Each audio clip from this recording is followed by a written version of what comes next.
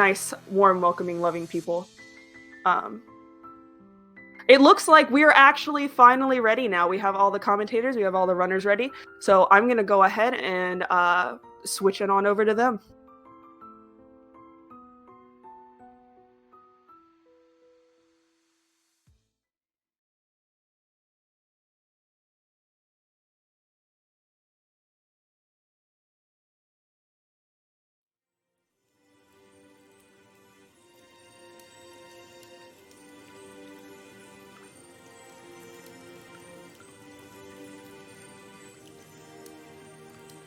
Hello, M-Chan pretends to know in line. How's it going? Good. We are ready. We are ready and raring to go. Hope you're doing good. Hope chat's doing great. I think chat's always. I think we're just really on the edge. We're ready for this run like this. We're very, very, very excited to watch this. I'm glad you are. I'm really excited to finish off the marathon with this really fantastic game. Would you like to take a second to introduce yourselves? Yeah, so my name is MJ I ran New Super Luigi U Deluxe yesterday, and I'm back again with Link's Awakening for the Nintendo Switch. And before the run begins, there is a quick setup that I'm going to be doing here. I'm going to be performing what is known as RNG manipulation. And we'll explain more when the run begins, but for now, I'm going to focus on pulling it off. So... Yeah. And while he does that, I am Lime, or the Lime Films is my full thing. But you can just call me Lime, and I run 100% for this game. Here, I am Pretends to Know.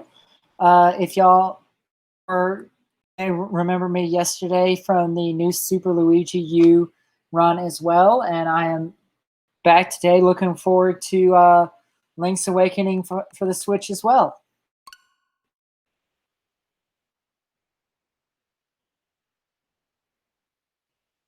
Do you guys mind taking a second to maybe explain the RNG manipulation that M-Chan is doing here? Yeah, like Yes. I said, I'll get into when the run begins. Okay.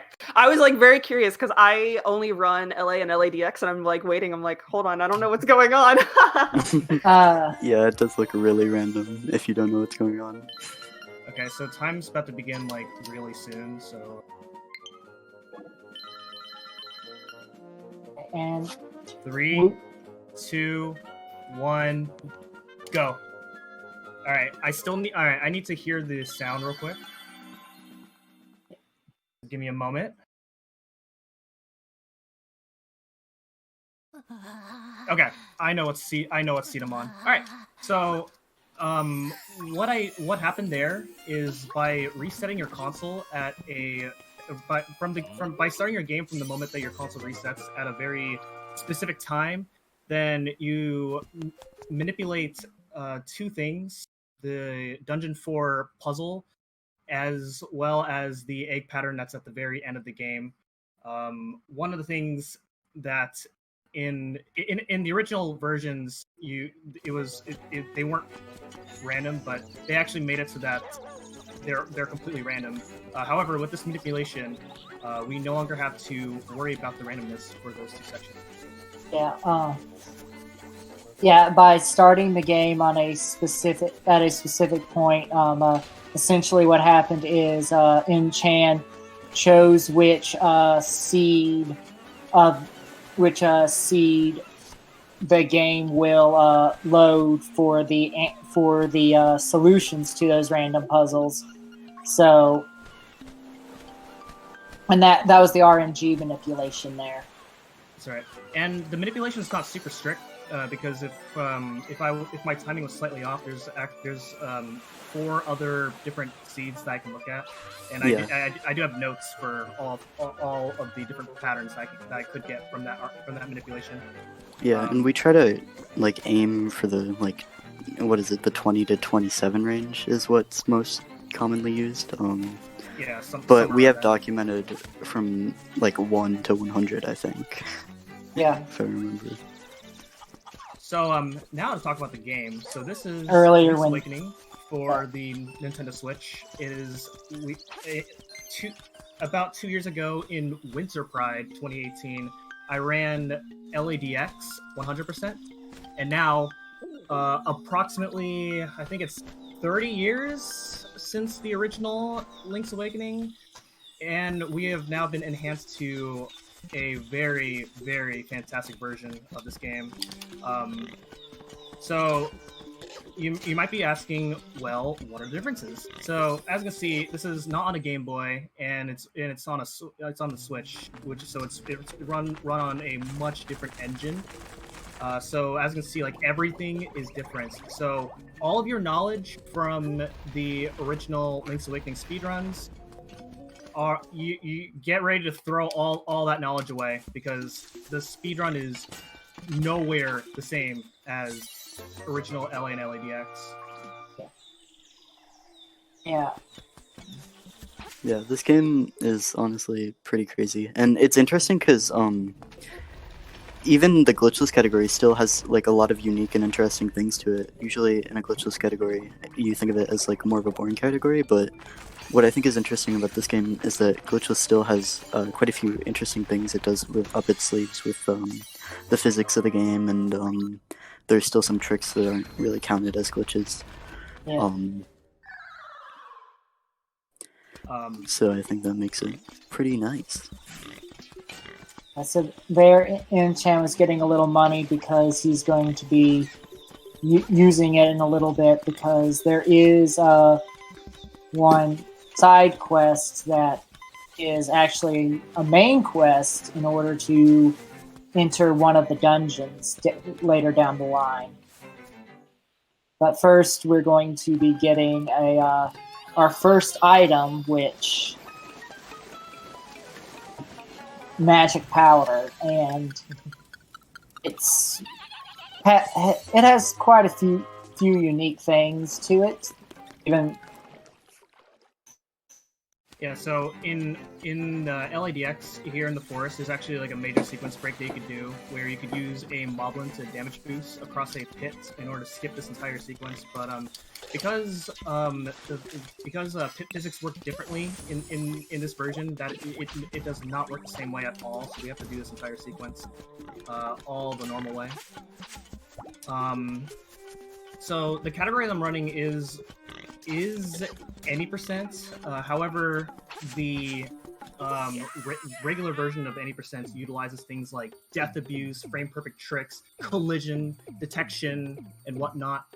And all that just makes that category very brutal and not very marathon safe. So what you're seeing here is a bit of a traditional route through the game without any of those, pretty much. yeah.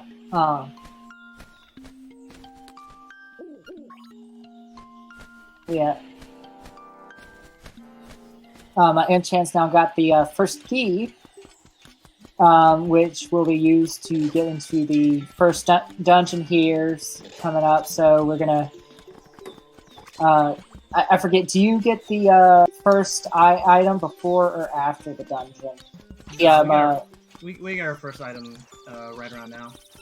Okay, for the trading quest. Yeah. Okay, so for those of you who like claw games, great. Then Link's Awakening has one. We're required to get the Yoshi doll, so shout outs to Yoshi. This Yoshi doll will be the first to kick off this trading quest. And also, thank goodness, it's also the couple of the things you can get from the claw game have trouble sticking with the claws, and fortunately for any percent, that is not a serious issue, because the Yoshi doll tends to not get stuck, or tends to not escape. There are consistent ways to get the prize that you want, but it is sometimes they changed the training game a lot from the original, and they made it so that it actually has actual physics. So sometimes you may think that you're doing everything right in the training game, but then you just get completely rejected. And then it flies out of your claw at Mach speed.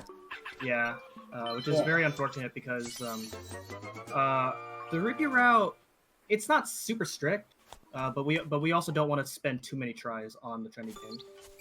Yeah. Alright, so with the Yoshi doll, we went up to trade it to the kid for a ribbon, and then we gave the ribbon to Chow Chow, and in exchange for dog food. And then that is pretty much all that we are going to be doing for now. So,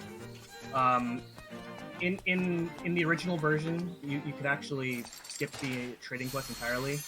And in this version, you can still skip like part of it, which you'll be seeing later on. With the nice RNG manipulation, we don't have to worry about doing the entirety of the trade quest. So this is Dungeon 1, Tail Cave. It is super easy. Nobody makes any mistakes, and that's all I gotta say about it. Yep. Very easy. There's nothing that can ever go wrong in Dungeon 1. But for real though, the dungeon does feature the main item of the dungeon, which is Rock's Feather, and it has the most important mechanic in any video game, and that is to jump. Now, one of the drawbacks in this version is that they've nerfed basically most of the items, and the Rock's Feather is unfortunately one of those items that they nerf. So in LADX, you can actually do some really cool tricks with the Rock's Feather. In this version, you still can, but they all work differently. And also the Rock's Feather, the feather mechanics are different. You actually land on your feet anytime you jump, so it actually ends up being slower every time you jump, whenever you don't need to jump. So it's just very unfortunate. Yeah, the originals don't have any landing lag with the feather, right? Yeah. Yeah. So you could just continually jump, and you wouldn't lose any time at all. And you end up looking really fancy and cool, whereas in this game you just look slow. Yeah, and one quick save word. Yeah, so in this version, the game has autosave, and whenever the game autosaves, it's put into a whole different save file. And so whenever and so we use the autosave file in order to load it, so that way we can take shortcuts throughout the run. It's actually really useful throughout dungeons and a few cave areas too. Yeah, in the dungeon specifically, whenever you reload a save, the default position is back at the beginning of the dungeon, and that'll come in quite handy. Like, for example, here, Chan didn't have to do any backtracking to get back to the front and continue onward to the east side of the dungeon. That's alright. So that key that I got earlier, I could have got it first thing, but I didn't. But I waited till later because whenever you get a key for the first time, there is a text dialogue that tells you what the key is about. So we just skipped that text box and said use the first key from a chest instead. So that was the first mini boss, Rolling Bones. I usually like to joke around that Link's Awakening has some of the quote-unquote hardest bosses, but they are actually pretty hard in this version. They buffed up all of the bosses in this game. Alright, so here's our first actual boss, which is Moldorm. He is a hamburger in this game. Yeah, but the worst hamburger, because it only has lettuce, so it's kind of disgusting. Oh, yeah, vegetarian hamburger. But there we go. This fight can be hard because you can actually, if you fall down in the corner pit, then you get spawned into a sub area and you have to redo the fight. But thankfully, that didn't happen. Yeah, I was worried about that happening when you said nothing goes wrong in D1. I was like, oh god. Because I've had some embarrassing moments with Moldorm that I do not like to talk about. Yeah, exactly. And then, okay, yeah, and now we have our first instrument. That's right. Which there are is dungeons in this game, and we're going to be doing all 8 of them. One thing about this game is that since there is no wrong warp like in the original one that we've found yet, in order to access the final dungeon, the egg, you need to have all 8 instruments from all 8 dungeons. So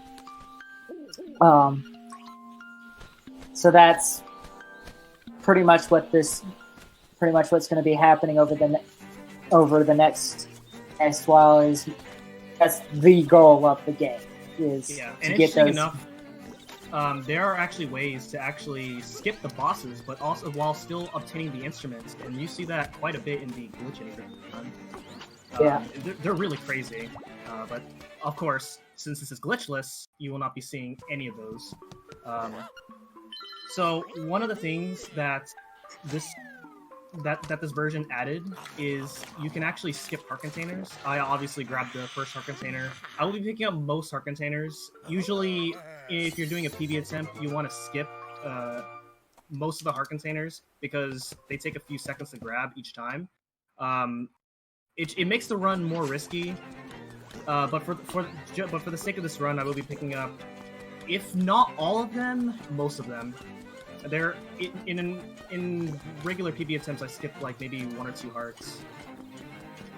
Yeah, I think each heart container wastes about 6 seconds to grab. Yeah, but they don't take that long to get anyway. Right, like 6 seconds is not a big deal. Alright, so we've been notified that Bow Wow's been kidnapped, so we are going to go ahead and rescue him. There is a way to skip him in this version. Sadly, not in LADX. This is a trick that that the original Link's Awakening games do not have. So take that, OG LA players.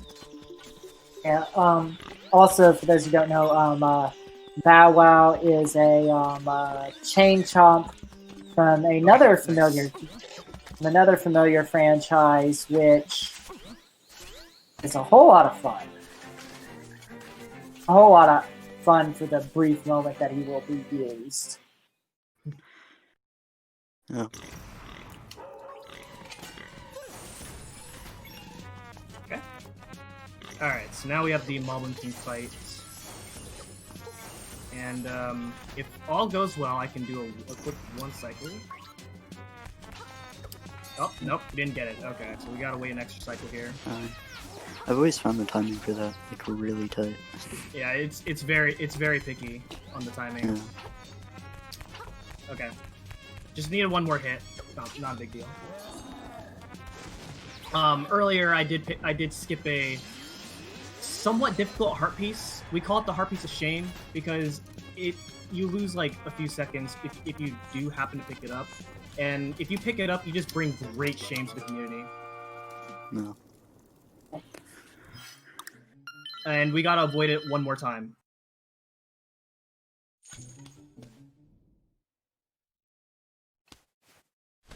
I guess another thing to point out is that as for text in this game, all the texts appear at once as long as you're mashing B.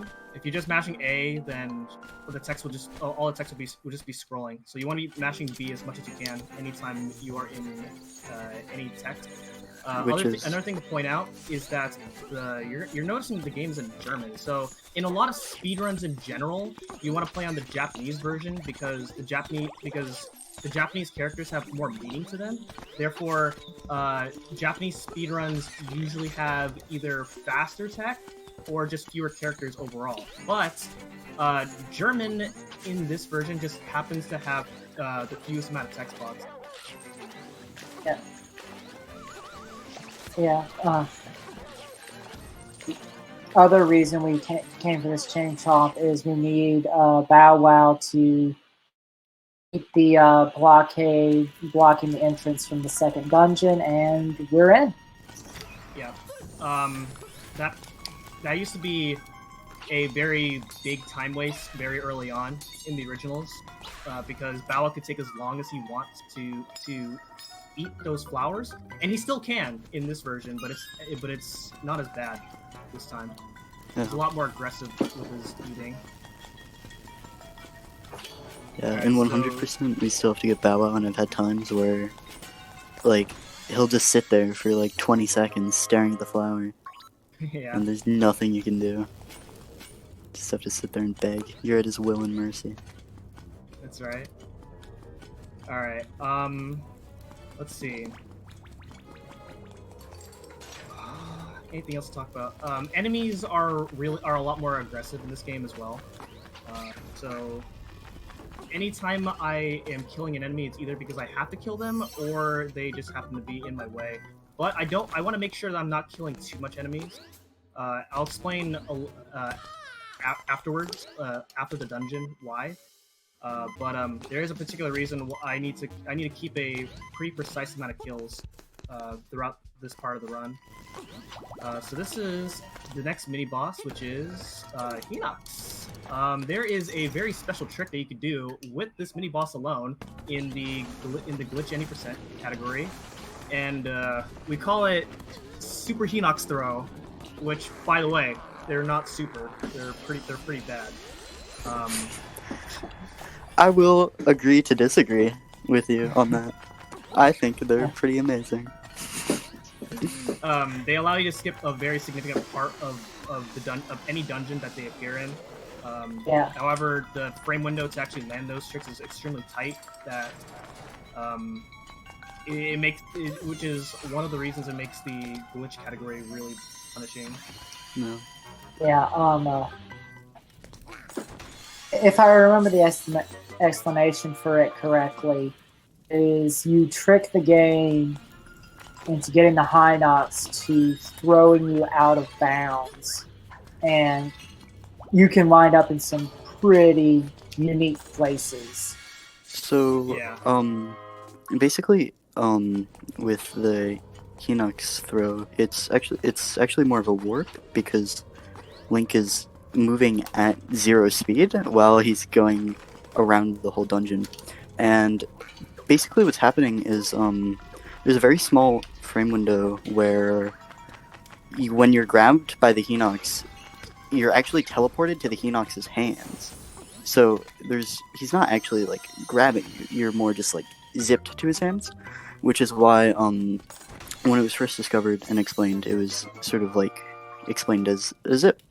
And the movements have been mapped out of what is going on during this glitch, when Link is, being done with the glitch. And so he's basically moving all around the dungeon, and then he ends up being thrown, and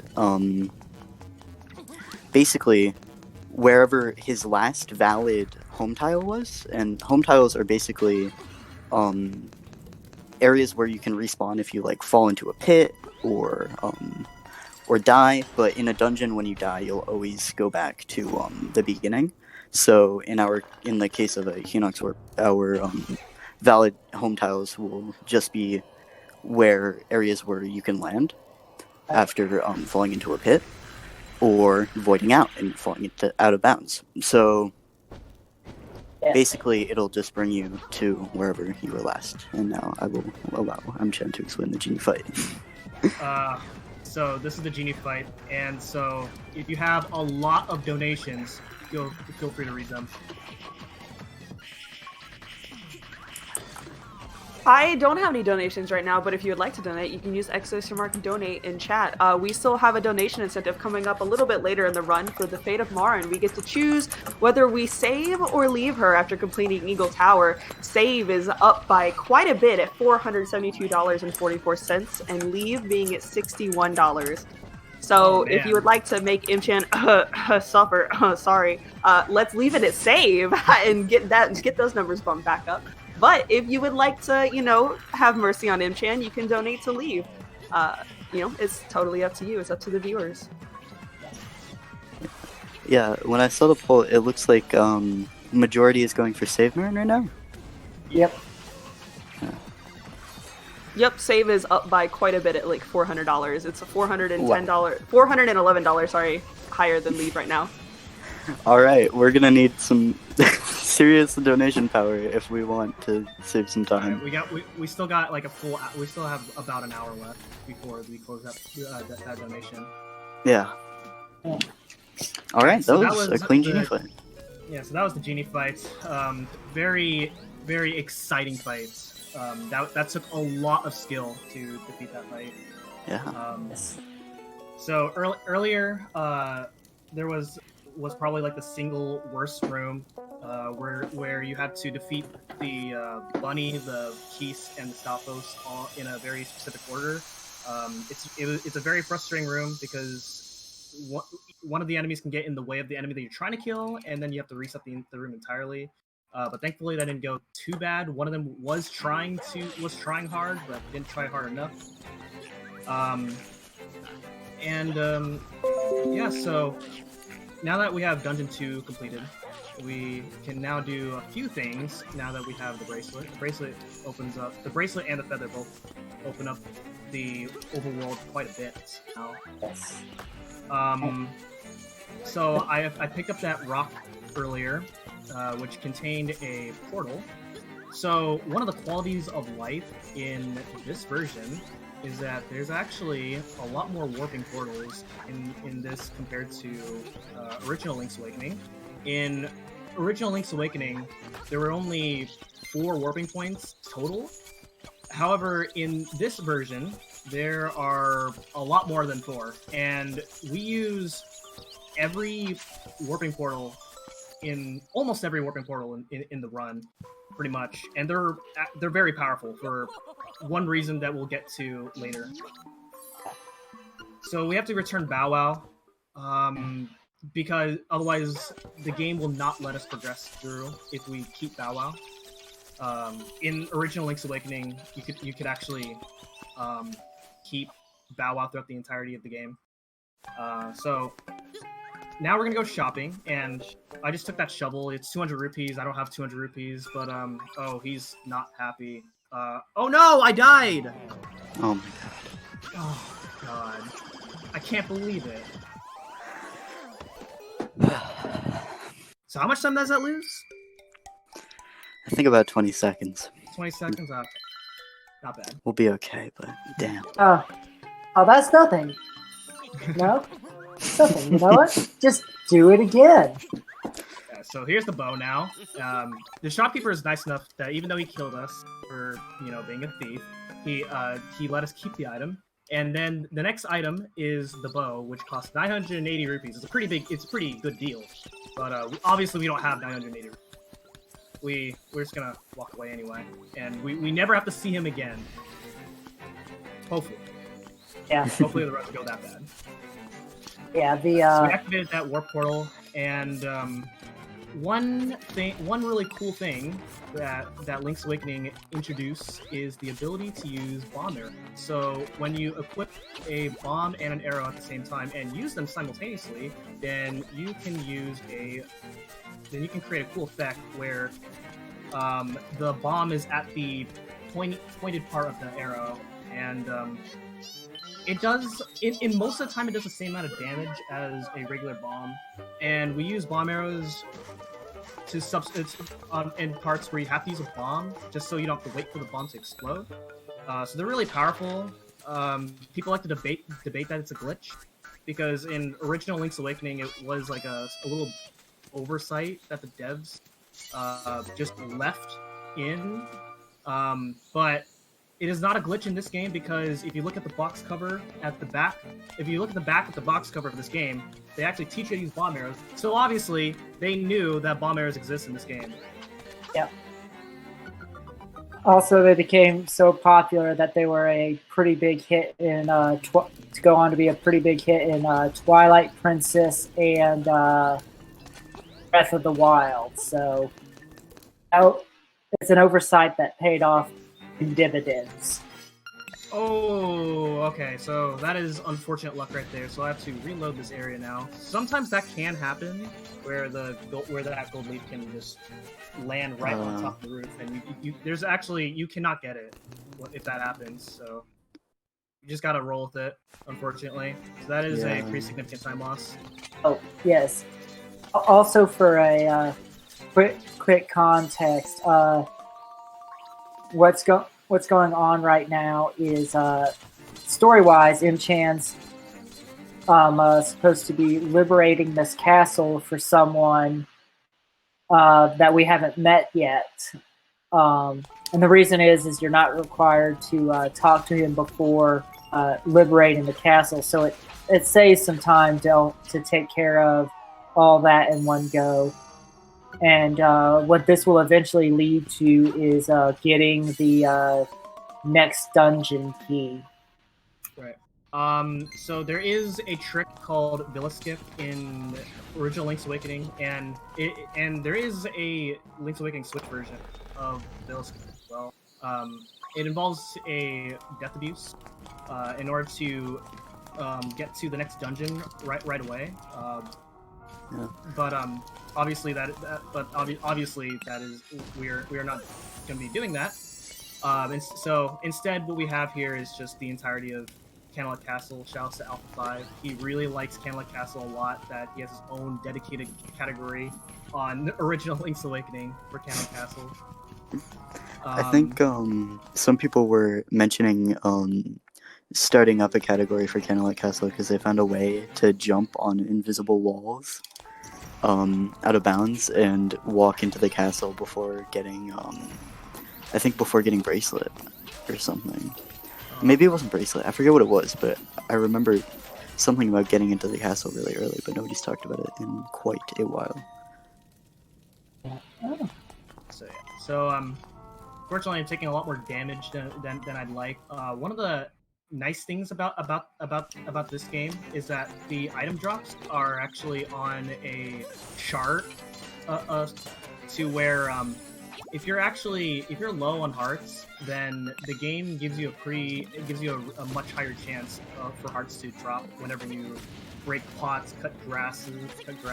So you're never really in that much danger to die when you're in the overworld. Yeah. Right. Each consumable has a different base weight, and I'm pretty sure hearts are the only ones that get amplified based on certain things happening, which heart is just when your health is beeping. It'll give hearts extra weight to appear. So now that we're done with that nice 7-minute side quest, we're now going to see what we have what we've been picking up those gold leaves for. So here's Richard. Yeah, he's gonna tell us that I guess his castle has been taken over or something like that, and the golden leaves are just super precious to him that he just can't leave those golden leaves. So we just have to do him a favor to give him those gold leaves. And so we did it, and now he gave us access to his garden, which is known as Pothole Field. So in original Link's Awakening, there's like this frame perfect trick where you can fall down and pause on the same frame that you fall down, and then you'll just be clipped into the back of the villa. However, as you can see in the corner there, that they actually block the back entrance of the garden now, so that you can't really do that. And also, pit physics work differently in this version. So either way, that method of villa skip wouldn't have worked anyway. Also, shout-outs to the only use of this shovel besides being in the way of the bow. Yeah, well, actually, we do use it a few more times. Yeah. But yeah, that is the only requirement of the shovel.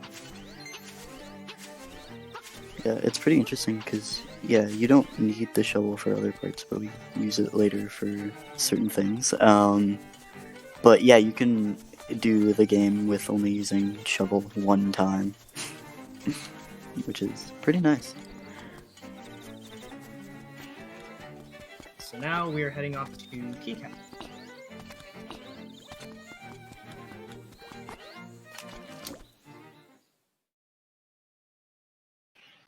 Alright, so earlier in Camelot Castle, I would have liked to have a power-up called Piece of Power for Camelot Castle, because it would have made the ball and chain guy easier to take care of. But I got a early Piece of Power drop in Dungeon 2, so I had to take a little bit extra hits to beat him, unfortunately. So the way Piece of Power and Guardian Acorn work in this game is that they work off of a kill counter that is advancing throughout the entirety of the game, pretty much. It never resets. In original Link's Awakening, it resets if you save and quit or die. But in this version, it always advances.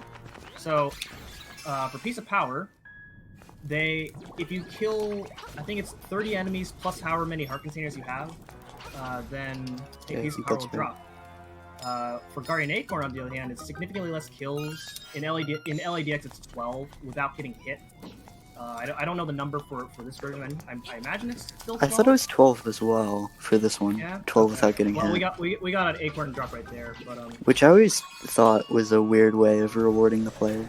You aren't getting hit, so let's give you an item that promotes getting hit. Yeah, but and the other thing about Guardian Acorn and Piece of Power is that in the original version, they last until you get hit 3 times or transition to a new area. In this version, it only lasts for 30-ish seconds or something like that. It's not very long.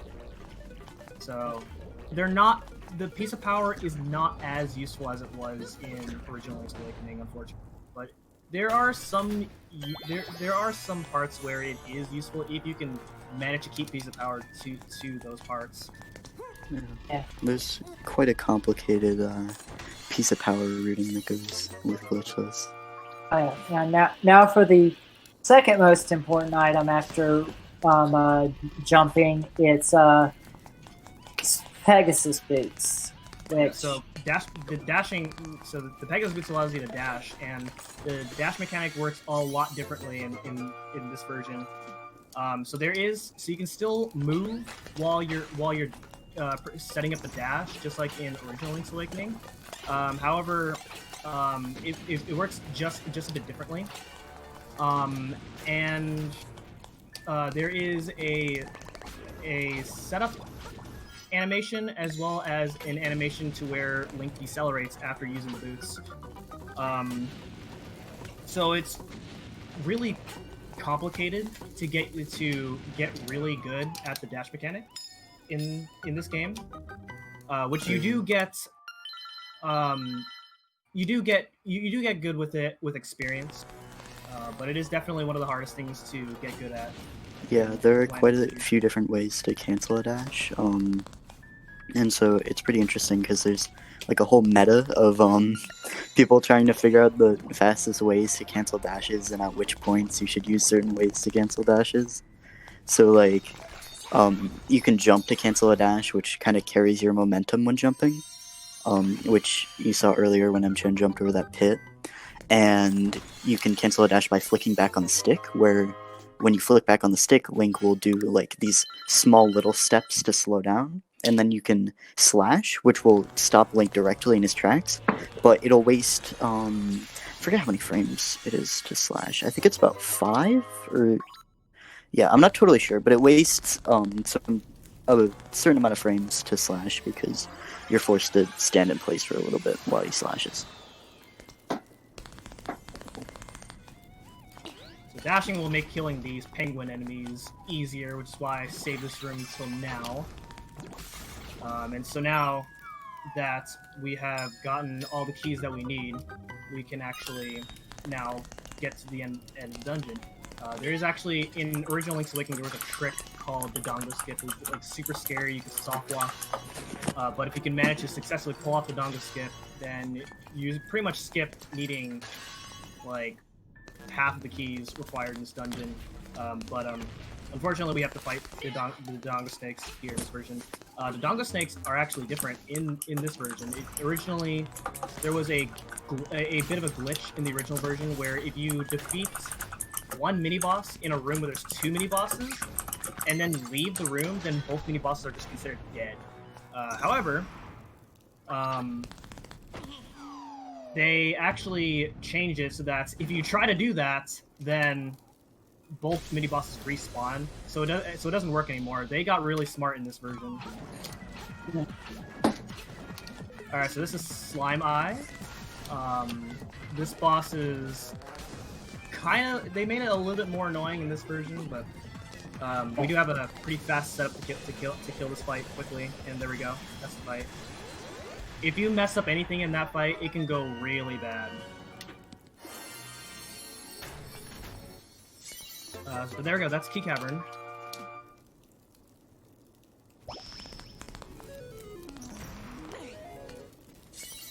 Yeah. All right, so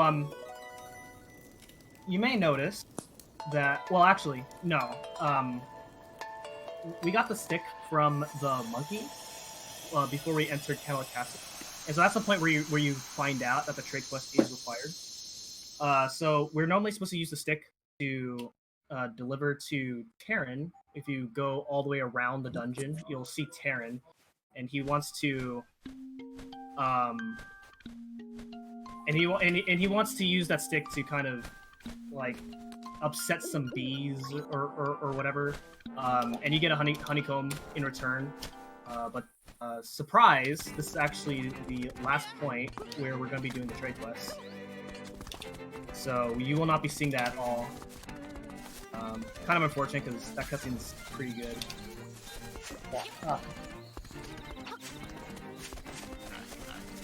So this is the point where people are going to wonder, well, how are you going to beat the game now?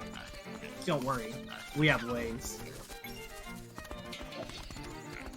And no, those ways are not considered glitches because my understanding is correctly, basically what allows this to happen is the programmers didn't make sure that all the flags the game for the quests are required. Yeah, pretty much. Alright, so right there, I talked to the walrus. In original Link's Awakening, that talking to the walrus right there doesn't work. You have to deliver the... So you have to deliver the honeycomb to Chef Bear. And then you'll get pineapple, which then triggers a required cutscene. However, that they changed it so that talking to the walrus also triggers this really important cutscene. So that allows us to skip doing that part of the trade quest. Otherwise, if talking to the walrus did not work, then we still would have had to get the honeycomb and pineapple. So this saves just a little bit more time over in the trade quest. Yeah. So now we're back to the village, and we are going to. This is a really crazy place. Also, that's pretty unlucky. This is a pretty crazy place.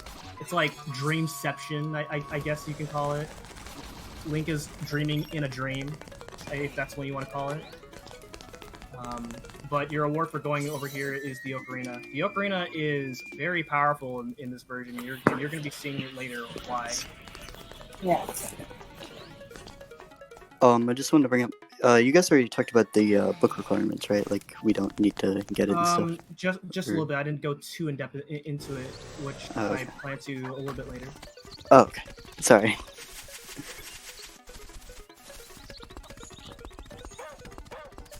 So now, if I would have done everything the way they should have been doing, Chef Bear would have notified us that Marin is here at the beach. So now we're going to have a bit of a time of our life here with Marin. This is definitely my favorite part of the game. Yeah. It is also my favorite part. Sorry, I've been waiting for this. Yeah. I missed when the glitch run. You also got to bring Bow Wow to here. Oh yeah. Unfortunately, that doesn't happen anymore. Yeah, So I by think the this way, game's did you great. guys know that the seagulls flying around in this cutscene are completely random? Every Wait, time. really? Yeah. I actually didn't know that, and I It's like run this it's game. like the run is different every single time. Wow. That's how you know someone's cheating. By the way, they get the same seagull pattern every time. That's really interesting. Wow. I actually, I had no clue. I never pay attention to the seagulls. I'm just always looking at Marin. She's so cute. Yeah. Oh, yeah. And she's also, she and Link are such an item. So now we're going on a bit of a date here. You can actually do some pretty fun stuff in the village with Marin, but sadly that's pretty slow. And you won't be seeing any of it. So there's actually a warping point here, which conveniently placed there, because we do need to go back to Animal Village now. And sadly, this is where our date is going to end. It kind of makes me sad every time, but this is just how it. We just have to roll with it. Also, Marin is quite the runner. Oh yeah, she runs fast. Yeah, I think Marin's just an amazing character because of her superhuman ability. She doesn't even need an item to run as fast as Link. Yeah, She's and then she can quite the athletic figure. jump over that large gap that we jumped over. Yeah. She's very acrobatic. So here we are in Yarna Desert, and in original Link's Awakening, we like to joke that there's nothing in this room, but now we actually see what's in this room. So if you played A Link to the Past, you may recognize this boss. So this is Lambola. This time there's only one Lambola. Oh, that's not good. Okay. Not dead. So one of the downsides to explosives in this version is that in the original version, bombs do not damage you at all, but now they do, and they hurt. So I gotta be careful from here on out. It was also important I didn't fall down there. The key can fall in the quicksand, and if that happens, then you have to go after it, which is a very unfortunate time loss if that happens. Yeah, and that's kind of the difference in 100% is it's actually you're required to go down there because there's a heart beast down there behind a bumble wall. Alright, so now we're gonna be quiet for this song. The song's great. Yes.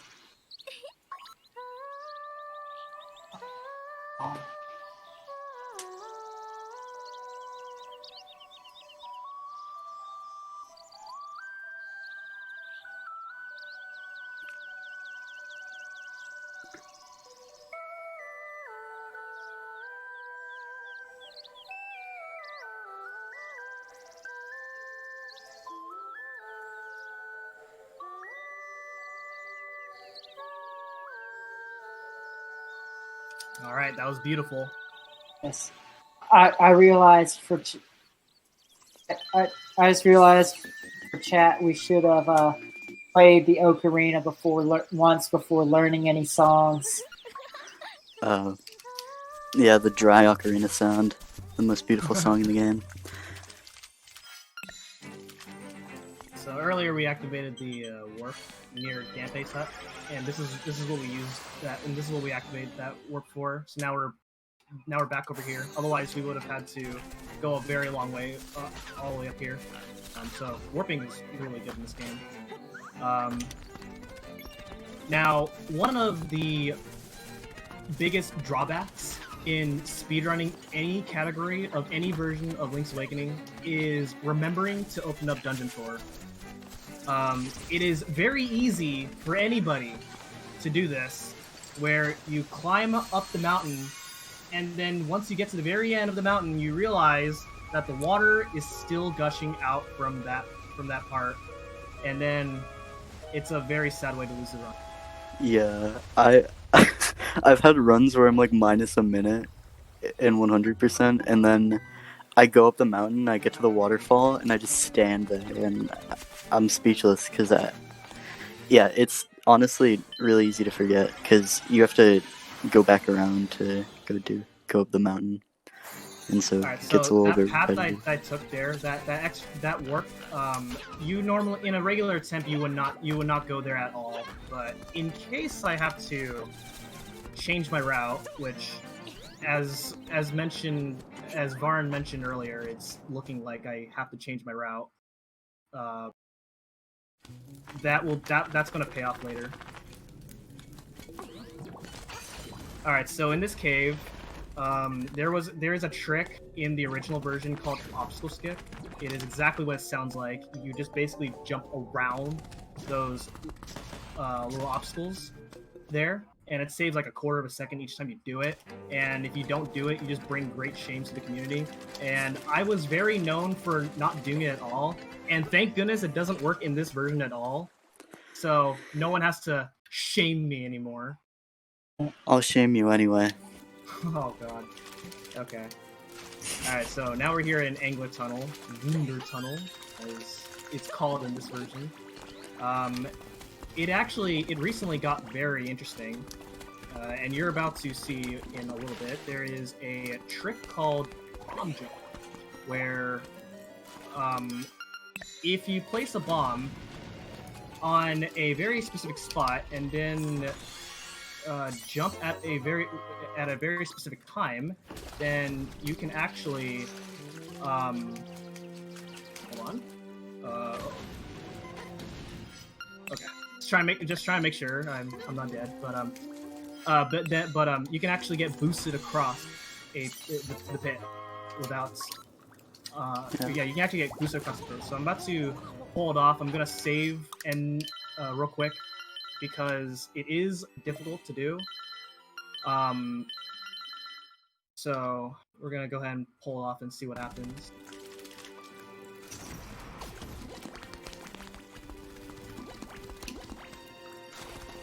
Need a very specific angle.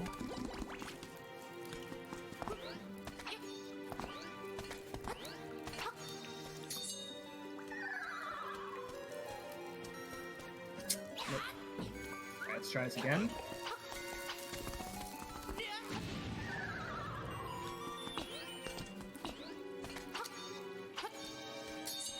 Got it. All right, let's go. All right, second try is not bad. That saves a minute, which is very huge in this dungeon. You skip two very long keys that are pretty tedious to get. And so now we're already at the mini boss, which is Cue Ball. So out of all the bosses that they made worse in this game, this is the worst boss in the game. I remember seeing you talking about how bad this boss is for your practice. It is so awful. But also one thing I want to bring up real quick before we're at a D4. If you remember when M-Chan shot that bomb arrow, it hit him from like 4 blocks away.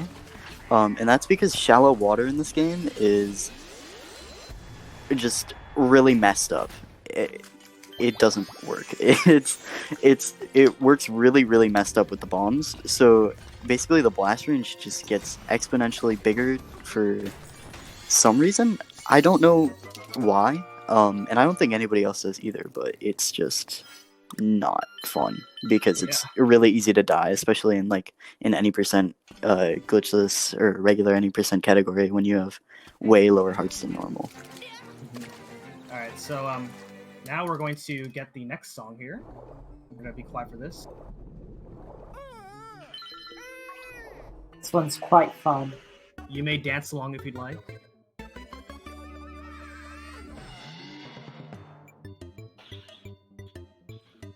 My soul is dancing.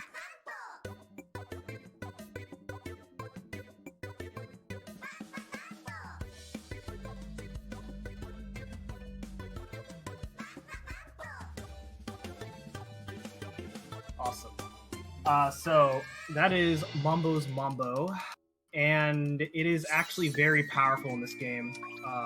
So previously, whenever you use it, it would take you to Mambo's Pond, which is right by Crazy Tracy's hut, by the forest.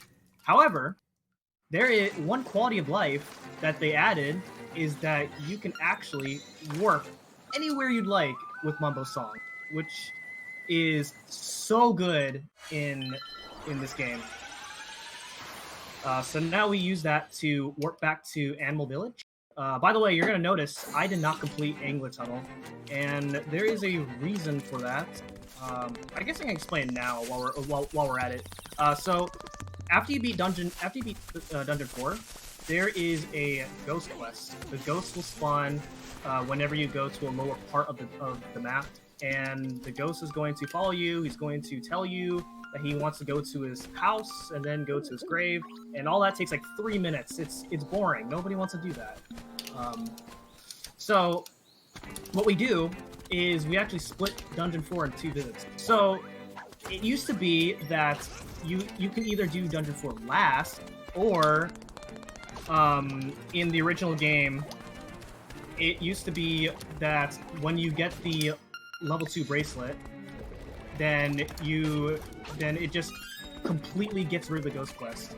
However, they removed that flag so that even when you get the level 2 bracelet in this game, the ghost will still appear. So we just have no choice but to do Dungeon 4 last. There's just no other way around it. So now we're actually going to be here in Armos Maze. We're here in the Armos Maze. We're going to be fighting Armos Mice. You're not supposed to be here now, but due to a convenience in routing, this just works out to be better. Yeah, that's one of the things I found really interesting about Glitchless, is that you do the you get the Dungeon 6 key before even going to Dungeon 5. Whereas in regular any percent you go directly to Dungeon 5. And I kind of wish there was a use in regular any percent for getting the Dungeon 6 key first, but there isn't.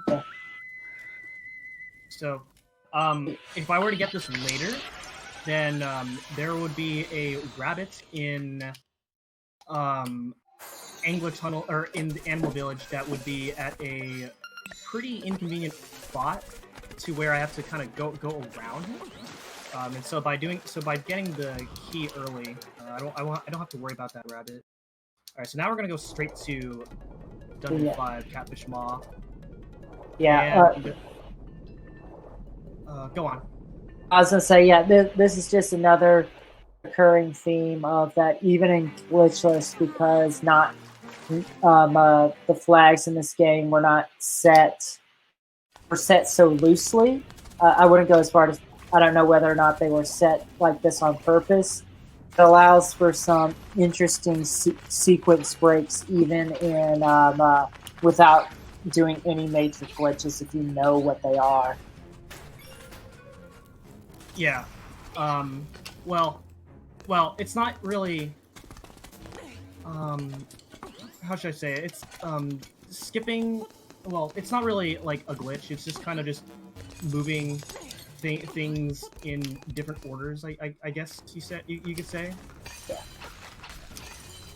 But anyway, now we're here in Catfish Maw, level 5. This is by far one of my least favorite dungeons in the entire game.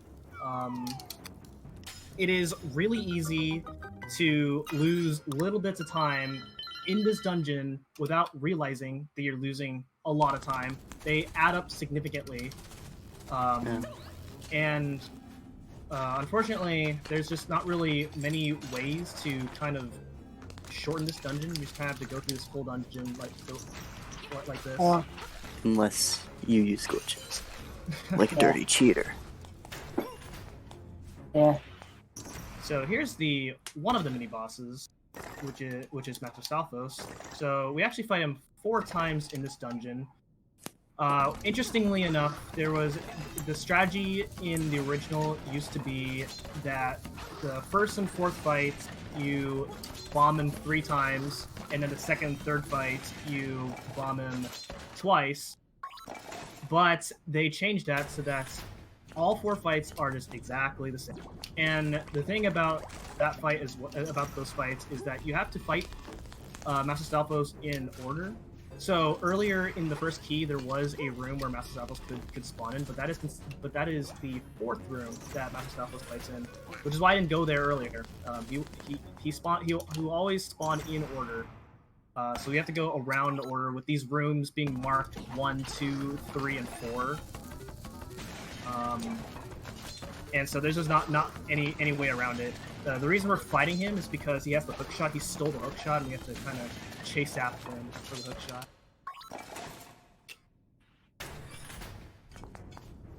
On this. There's not much else to talk about, so if you have a few donations, you can feel free to read. I definitely do have a donation to read. I have a $20 donation from Bursic Badger with no comment, but thank you very much for your donation. It seems that they donated it towards saving Marin, and Marin is saving her is at $492 right now in Chan, so I really hope you like doing that.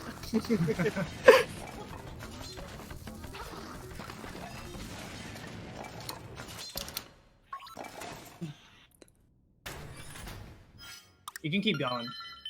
That was actually the only one I had, but remember that if you do want to influence that bid war in any way, save is at $492.44 and leave is at 61. I'm a little biased. I want to save Marin, you know, just a little bias here. I really like her a lot. But if you decide you want to leave her, you go ahead and get your donations in. Yeah, earlier I was for saving the frames, but now I'm starting to come around to saving Marin, because I think we really need to see more of her. We just haven't gotten enough. We can sit here all night waiting to save Marin if we have to. Why don't we just change the category? If there's any consolations, because since this run is last, like I could technically stall for as much as I like. I can pretty much do anything I like, but well. You underestimate my patience, Im-chan. We will wait. Okay, so anyway, we have the hook shot, and we did not do hook. Is it hook shot jump? Is I believe what it's called. I don't know what the trick is called, but there is a way but there is like some really weird glitch where you use that fight to go straight to the end of the dungeon. Okay, so the glitch is called hookshot rocket. And basically what happens is you corner the Master Selphos 4 in the bottom right corner of the room as part of your setup. And what you're doing is you're manipulating where the hookshot will spawn so that you're able to know exactly where it'll spawn. And so where the hookshot spawns, what you're going to do is you're going to basically mash your bomb button. And what will happen is when the bomb is placed under the hookshot as it's spawning, the hookshot will fly into the air.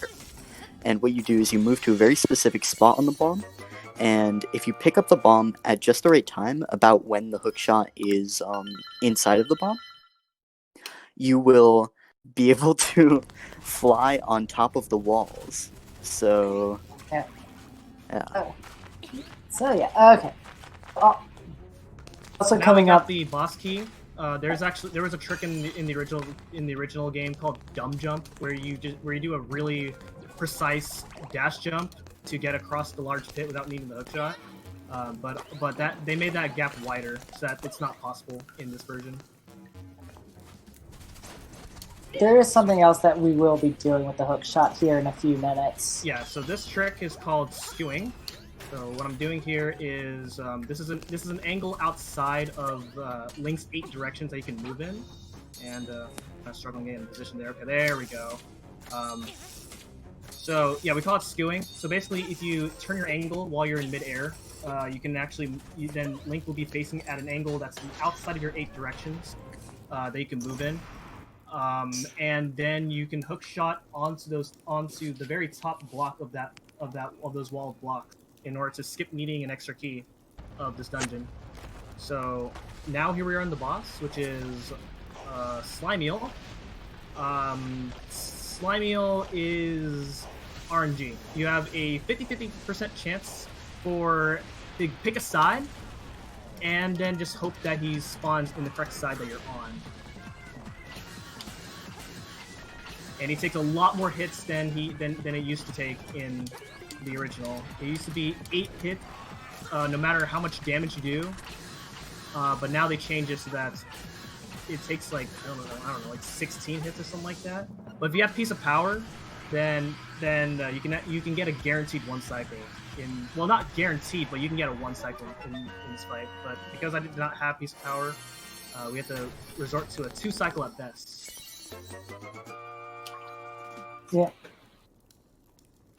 Yeah.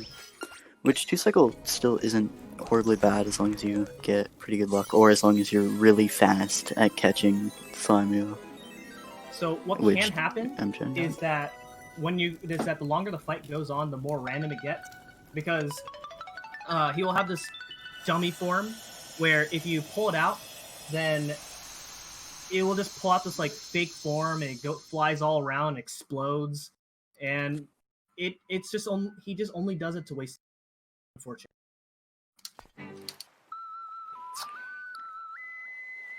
But that was Dungeon 5, Catfish Maw. And now since we already got the face key earlier, we're just gonna go straight to Dungeon 6. And conveniently, with the Seashell Mansion Warp that we just activated, we can get there no problem. Otherwise, getting there would be like the normal way that you're supposed to get it. It's quite a bit of a pain. You have to go through like this rock maze, and there's bomb fairies bombing you as you go into that maze. It's a miserable mess. Don't have to worry about it this time.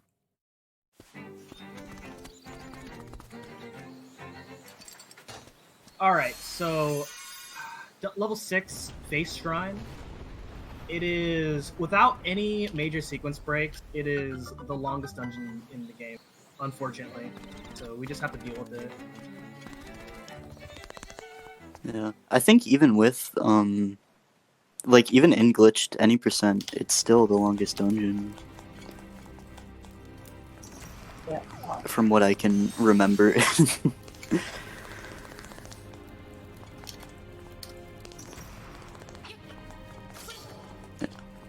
But Dungeon 6 definitely has a cool theme going on with it.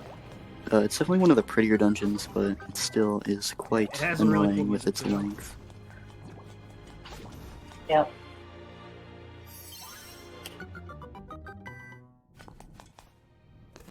So there's not much to talk about here, so if you want to read any more donations, then feel free.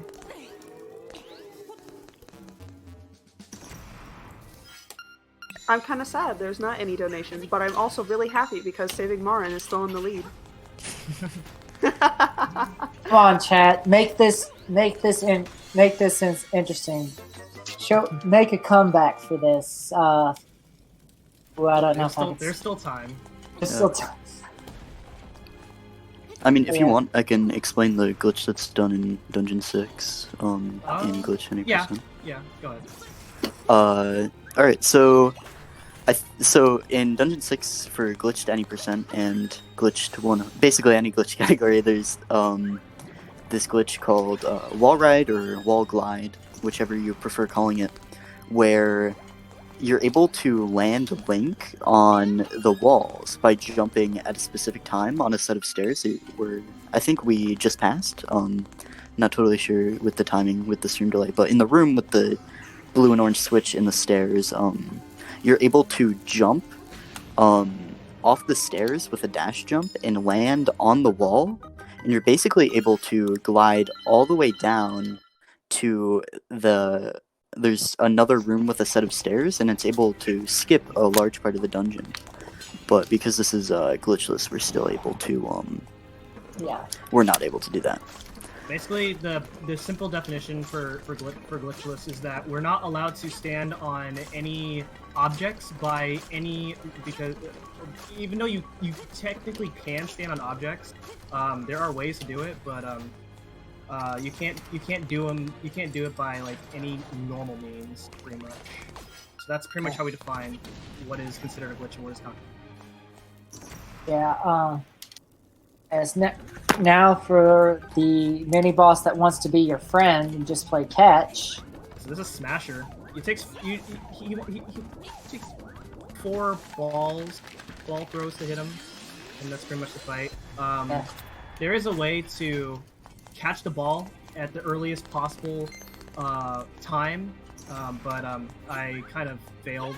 So yeah, it requires really tight movement. I'm actually going to save an arrow, so I'm going to just stun the hook shot, stun the whiz robe.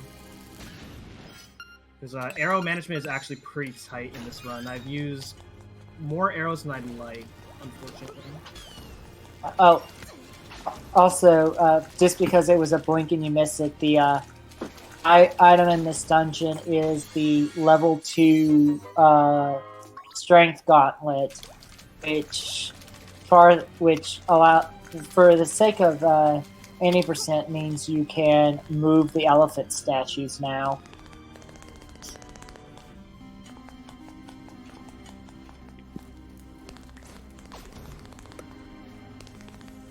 It's not exactly the cream of the crop in items, but it does the job. In the discussion in the chat, we're not really. It's not killing Marin. You can still go back. If you play the game, you can still go back and you know, see it. So we're not killing Marin at all.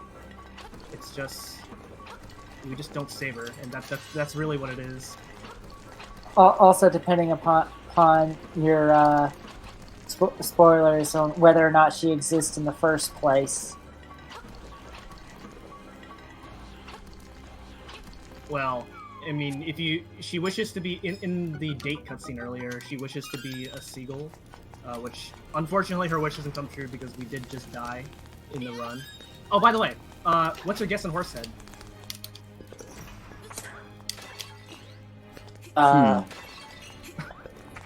I forgot you do Horseheads and glitches.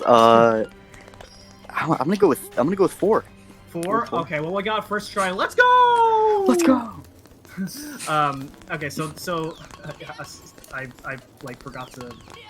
I should have worn it a lot earlier, but in original Link's Awakening, that Horsehead room was was very bad because it was that you had a 50% chance for one of the Horseheads to land to stand up, which meant that you had a 25% chance for both of them to stand up at the same time, and you needed both of them to stand up at the same time in order to unlock that room. But now, this time there's actual strategy to that room, so you will always get it correct as long as you throw them at the correct spot. Now the strategy to it is you kind of have to consider it like chess. Hot take, I hate chess with a passion. Wow. Don't hate me. But you just consider it as chess, where it's like 3 forward and then 1 to the side. Well, now I'm curious about your positions on chess. As long as there's nothing you need to, like, explain in the run right now, but... I do not play me in chess. I will lose. So, by the way, did you guys know that you can throw pots at a chess and it opens? Wow. Yeah. What a magnificent time save. Yeah, Yeah. I know. That is actually a puzzle in that room. That owl statue that you saw earlier will tell you that's what you need to do.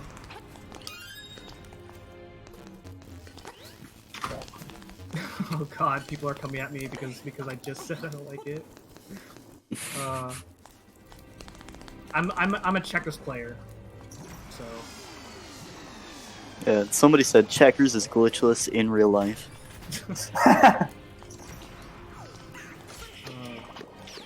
Okay, so coming up is... It's not a hard fight, but to do it well is hard. So, let's see how this goes.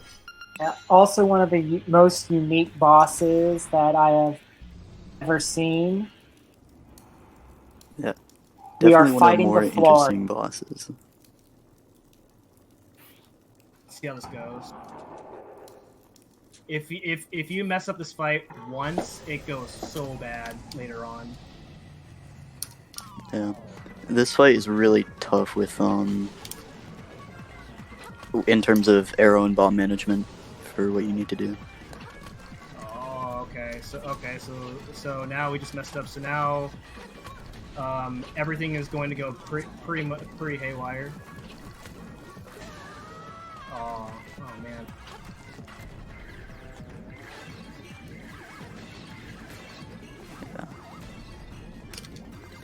So the face Yeah, can't this hit fight you in can this be pretty version this scary. time. The face just does nothing at all in original. So, and the face is just always in the middle. So you just place a bomb literally anywhere, and it damages facade. They were really smart this time. Yeah, and the optimization that Enchan was going for there is when he was throwing tiles, when he shot them with bomb arrows, he was trying to catch the face in the explosion because that explosion will damage the face as well. And you don't have to wait for the fuse.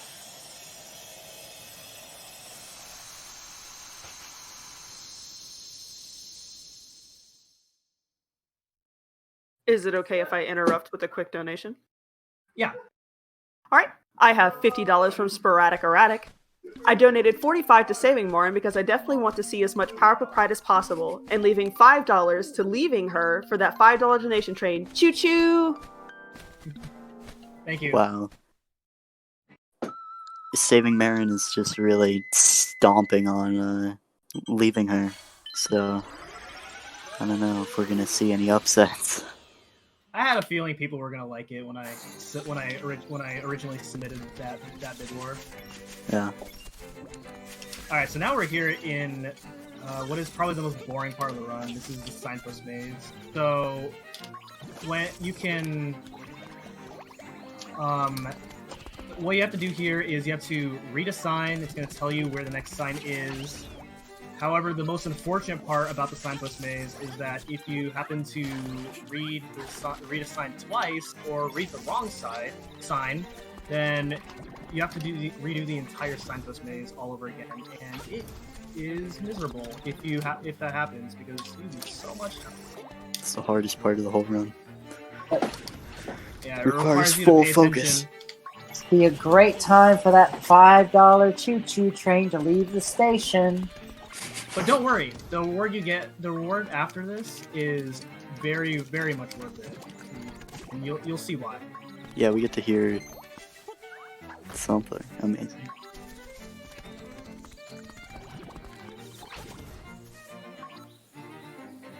All right, so that was the sign. That was the maze, and now we're about for a low price of 300 rupees. You get to hear the second best song in the game. I think you mean the first best, but you know.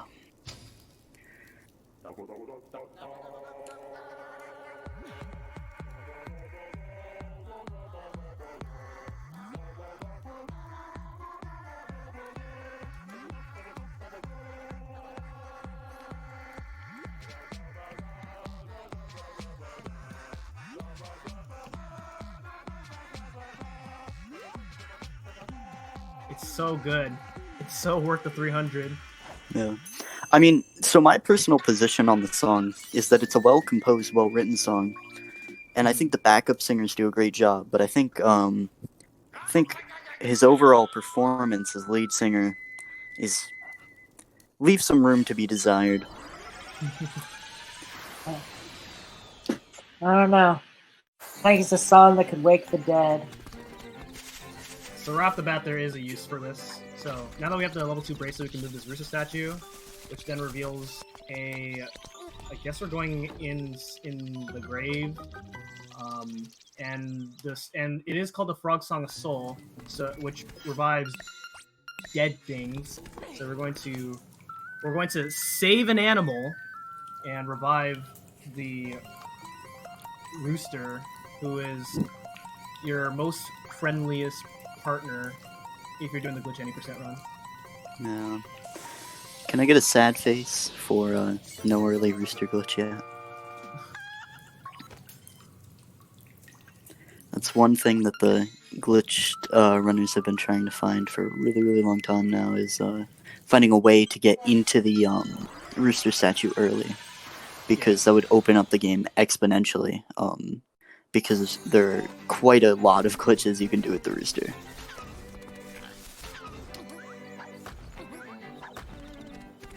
So the rooster is pretty helpful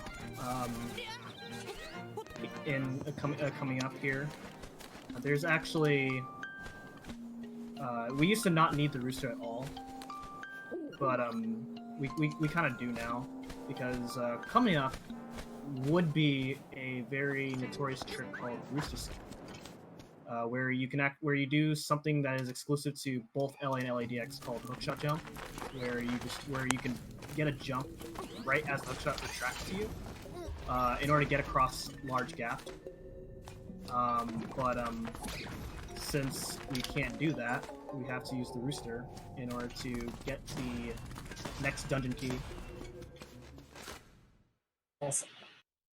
Also, shout out to the person who went around this island setting up little rubber tents. Yeah, some serious dedication. Yeah. Serious dedication by the construction workers of Colin. It's just the oddest. It's just the oddest obstacle, but all right. Like so you can laugh at me if you want, but I'm gonna take the safe path through that room.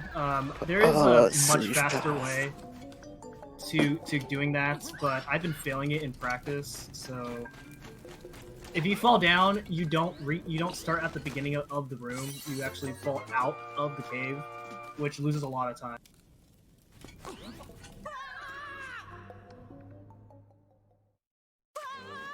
which now that we have the key, we take full advantage of to get back to the overworld faster. Yeah, I just want to mention, I had no clue you could push the rocks there. Wow. Yeah, it's. I think that's faster than flying with the rooster around, right? Yeah. Oh my god. I actually I've never seen anybody do that. Wow. My mind is actually blown right now.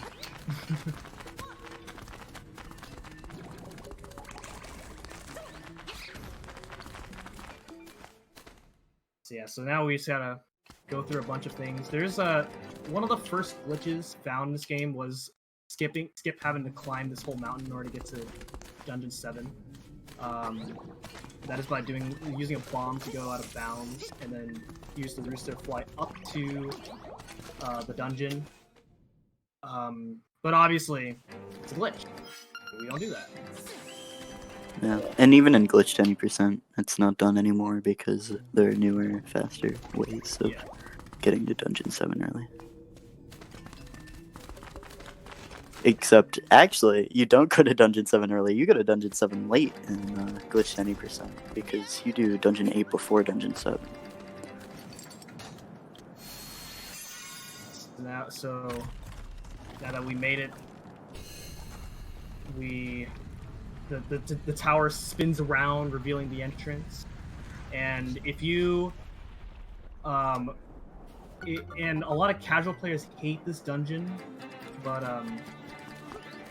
for all the casuals who have remembered getting lost here, well, I'm so sorry for crushing your dreams.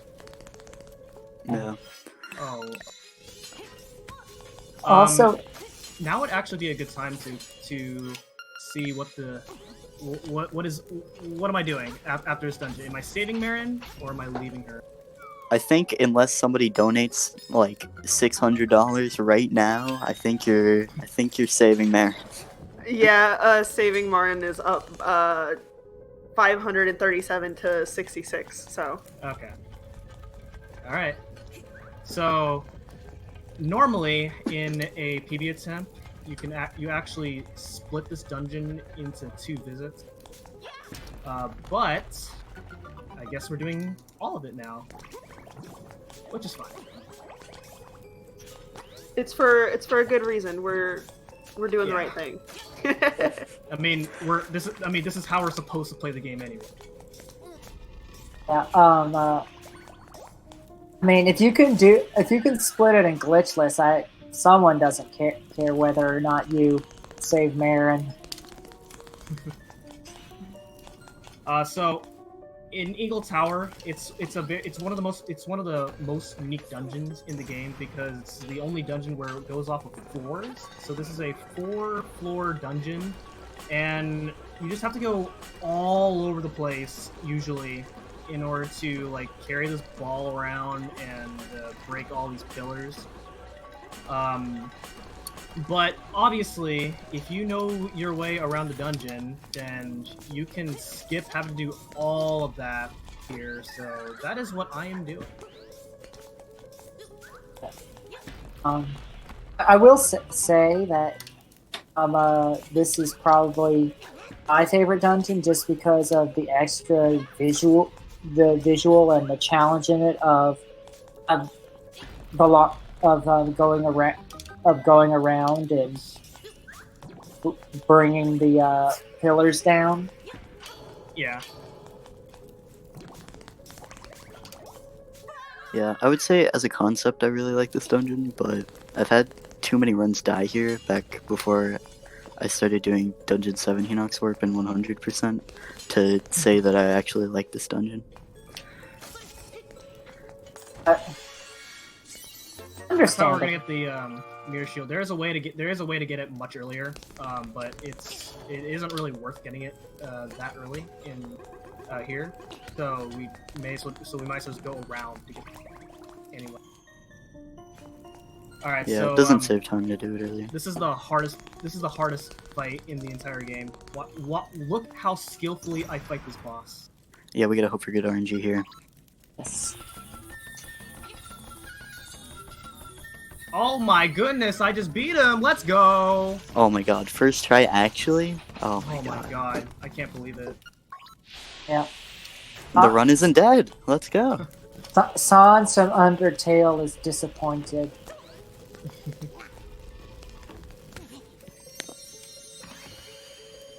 I don't know what that guy's actual name is, but I just know that Grim Creeper.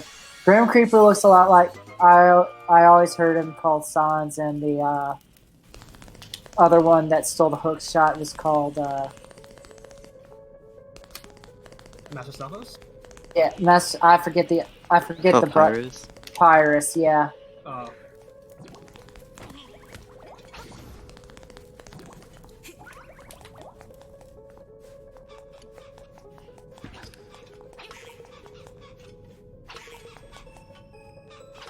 I just gotta go around one more time here. There's one more pillar. Also, here's Hinox.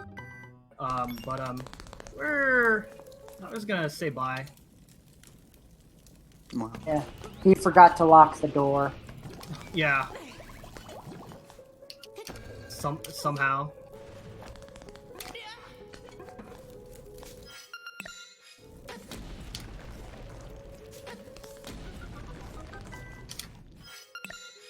I guess it's also worth noting that menuing, that another quality of life in this version is menuing. So in LADX, there were 12 items in your menu, and you only work off of 2 buttons, and you still work off 2 buttons in this game. But they've actually categorized some of the items from the original game to where some items are always equipped and some items are equipable items. So like your shield, your boots, your bracelet, they're always going to be equipped. Everything else, you do have to equip them, and so it makes extraneous menus so good. Yeah. In this version. Yeah, in Link's Awakening DX, like 100%, you open the menu like every 20 seconds, right? It's a lot. You pause at least 130 times. Yeah. But here it's not as bad.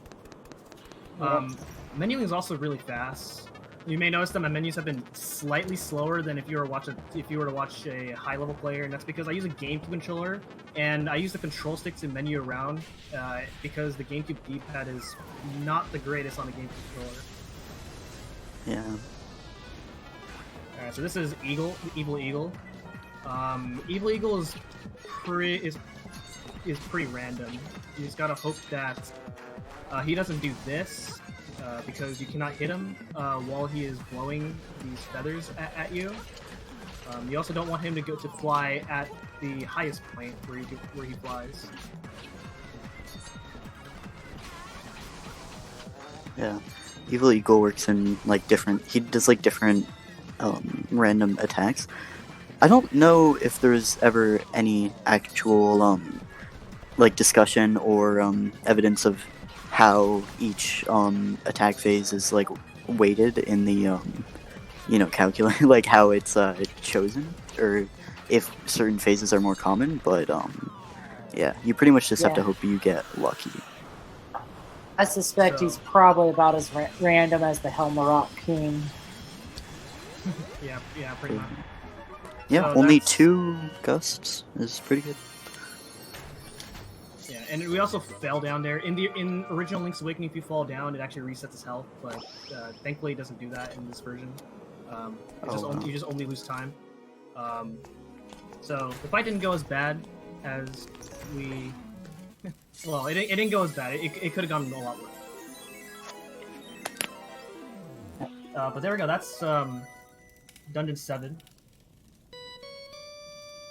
Normally we would actually complete this dungeon a lot later.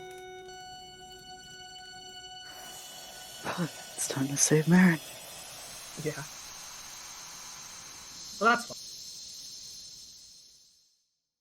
Alright, so here is another thing right here. People are gonna... You might be thinking, what is this guy doing? He said glitchless. But no, if you actually fall, or if you actually hold down when you fall off the left side of the ledge, then you won't fall down. It's definitely a glitch. I don't know how that got past the verifiers.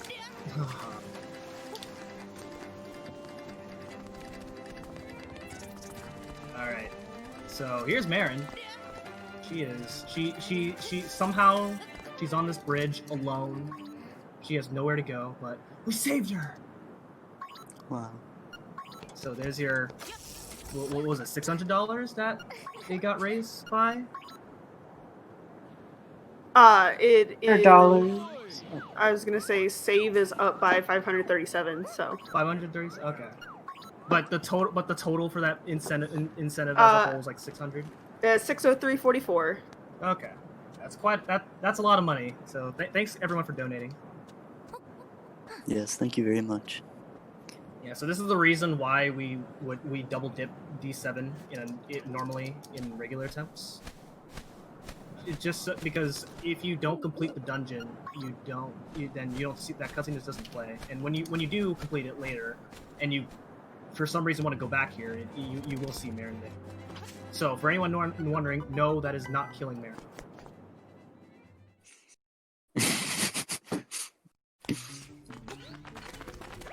I mean, I don't know. You're leaving her all alone in a perilous situation. But I believe you. So now she's fine. If anything, it does break my heart every time. Like in original Link's Awakening, you just like you do something else to skip saving Marin, and it breaks my heart every time I see it. Every time I have to do it as a LADX runner. Alright, so this is the Flame Cave. They nerfed this cave so that in original Link's Awakening, that the flames do like 3 hearts of damage. It's crazy. But they made it so but they don't do 3 hearts of damage this time to get hit. There's a trick called flame skip in LADX, but obviously you can't do it in this version. There is a way of skipping the Flame Cave in this game as well, but it's different from the Link's Awakening original version. Yeah. So now we're gonna raise this boss from the dead so that we can kill it again. Yeah, so in the original version, you can skip this fight, and that's because the hitbox for this guy is not active until he comes all the way out. But they got really smart with that in this version this time, and this is actually a pretty cool fight. Anyway, so I don't know. Yeah, that was There we definitely one of my favorite parts of Link's Awakening. Speedruns for the Game Boy is just walking straight in when the fight starts.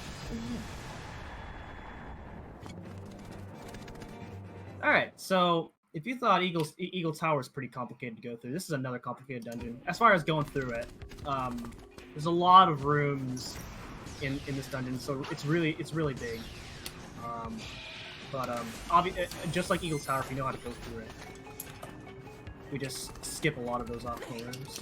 This dungeon, the normal path of this dungeon is supposed to lead you to where you fight a lot of mini bosses. Like almost every mini boss returns in this dungeon if you were to go through every room. But we're gonna be skipping most of those mini bosses. I'm trying to think which ones aren't included in D8. Master Stalfos and Goma. Oh yeah, that's it. Which, by the way, I forgot Goma existed. Goma is Goma. Yeah, we don't talk about Goma. Even if you don't do the hook shots here, you can still like skip Goma, right? Yeah, even when you get every key, you don't fight Goma. It's so funny. Exactly. Goma is correct.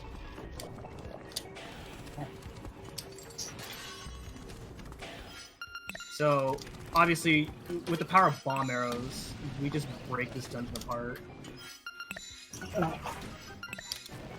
Literally. Yeah. Ugh.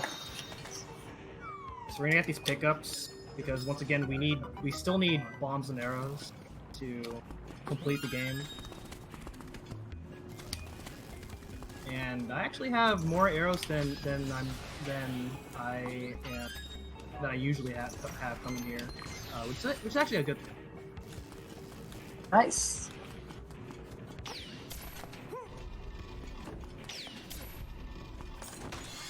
So we pick up these keys right here, okay, stumbling there. And we're heading off to the mini boss, and that is Bueno.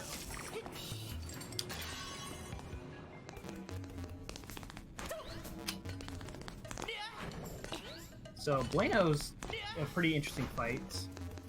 Let's see how this goes first, and I'll explain.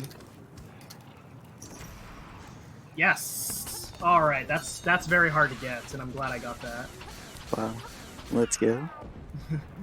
So what can happen in that fight is that punch that he did earlier, if he hits you with it, in the original version, it takes you back to the beginning of the dungeon. However, I think they actually changed it so that you actually get sent back to the previous room, I think? I'm not sure. I think. Wait, I'm trying to think. I don't remember because I haven't done the Bueno fight in a while. I thought maybe it just stunned you in this version. I thought they nerfed it like a ton. But maybe it sent you back a couple of rooms. It's definitely more forgiving in this version. Yeah. So here's another Hinox. Since we're more powerful, that Hinox is not challenging at all. Yep. So yeah, we do have to go here, and that's get a key in order to access more parts of the dungeon.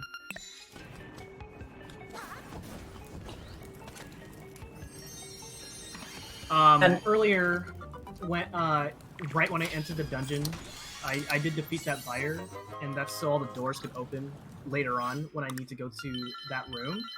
That's actually a recent optimization where defeating buyer right away saves a little bit of time.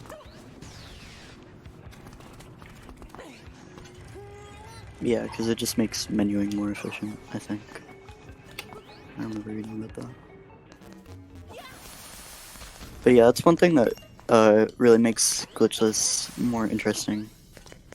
Or not, not necessarily more interesting, but part of what makes it unique is there's a really big emphasis on just general minimal optimization, such as menuing, not opening the pause menu as much, and making sure that all of your movement is as efficient as possible.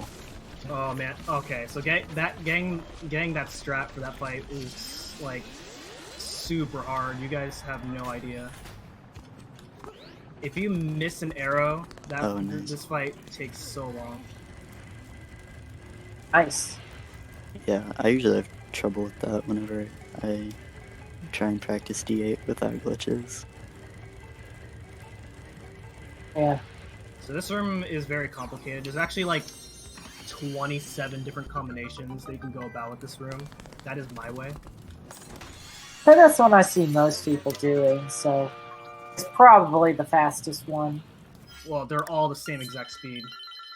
Because the Roomba moves at the exact same rate every time. I think the fastest way is just getting thrown to the end of the dungeon and not even doing this room. So now that we got the boss key, it's now time to head to the boss. So this is one of the uses of the magic rod. You can burn all these ice blocks. It used to be really powerful because you can one-shot a lot of enemies with the magic rod, but man, they really nerfed it hard. Yeah, if you count this certain glitch that works only in the I think original Link's Awakening, not in Link's Awakening DX as part of the rod's features, then the magic rod gets nerfed in every single installment of this game. So this is Hothead, and of every boss they made worse, this fight's worse. However, the unfortunate thing about this fight is that Hothead does a lot less damage to you if you get hit by him. Hothead used to do 4 hearts of damage to you if you get hit, so it was a pretty brutal fight if you did get hit. The other thing about this fight is the strat used to be in the original game is just mash your fire rod and you win, but obviously they got smart with that.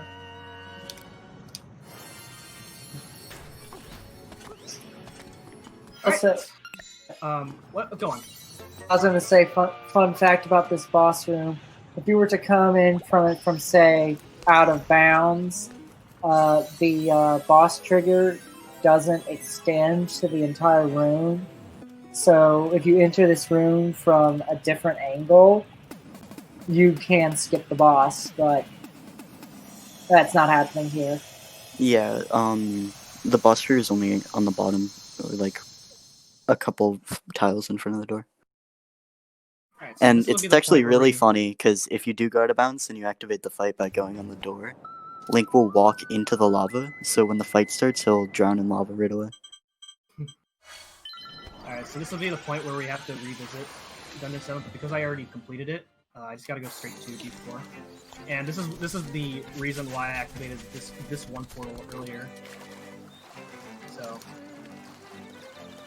kinda makes it a little bit more convenient this way. Alright, so I don't have the boss key yet. So we're gonna get the boss key and then fight the boss. To get the boss key, there's a puzzle that I have to go through. And the puzzle's random. However, thanks to RNG manipulation, I know exactly what the puzzle's going to be. It is down right, up left, down left, up right, and middle.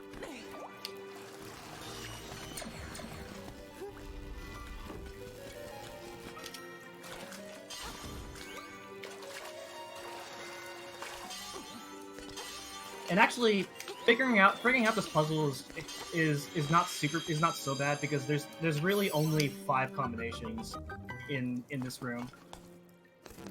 So you can just guess all 5 combinations and hope that one of them's right. Yeah.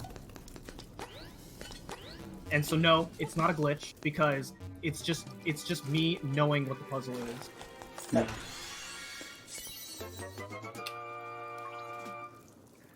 Now we go straight to the boss. The way I like to think of it is glitches are breaking the game, whereas glitchless tricks are like manipulating the game. Not necessarily actually doing anything out of what's intended to happen, but still doing things in a unique, manipulated way. For example, that jump. Okay. For example, that jump that M-Chan just did to enter this room from a different area. Yeah, you're supposed to need an extra key, but obviously we don't get it. The key that you're supposed to get in order to get to the boss room takes way too long. I mean, you have to go through a water sub area. Which, knowing how slow swimming is in this game, yeah, we try to avoid it. So this is the anglerfit, or piranha killer in German. This fight was like the easiest fight in the entire game because you just swim at a certain spot and just match your sword. But man, that's obviously that's not an option. So there we go. That is all 4 dungeons complete, or that's all 8 dungeons completed now. And now that I have completed Angler Tunnel, I am in the mercy of making sure I don't go too low on the map for the ghost to spawn. If that happens, I cannot do anything else until I do the ghost his favor. But thankfully that we don't have to really worry about that because we warped to a higher point of the map. We have to go high up anyway.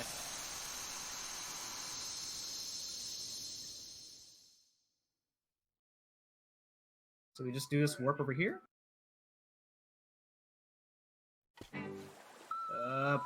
GameCube D-pad, thanks. Okay.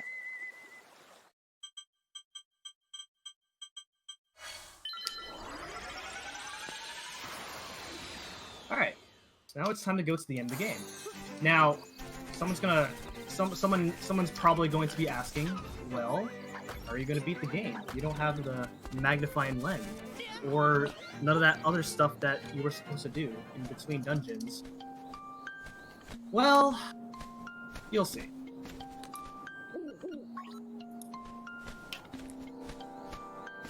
For now, we're going to listen to this beautiful national anthem.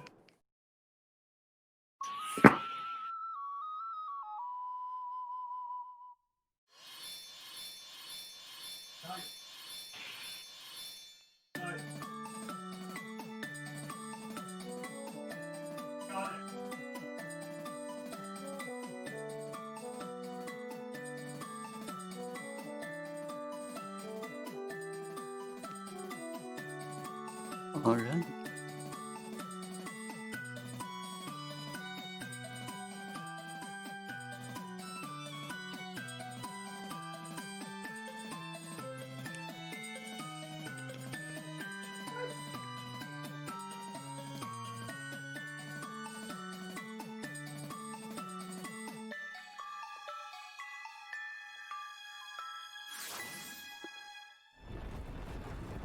All right.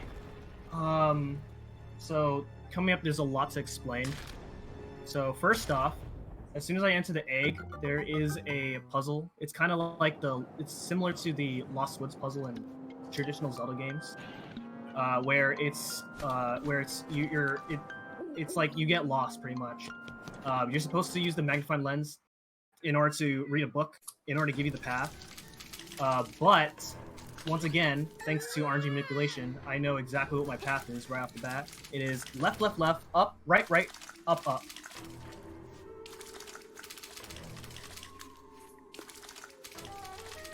And everything is dark because I'm supposed to be reading the book. And when you read the book, everything gets lit up. Yeah, but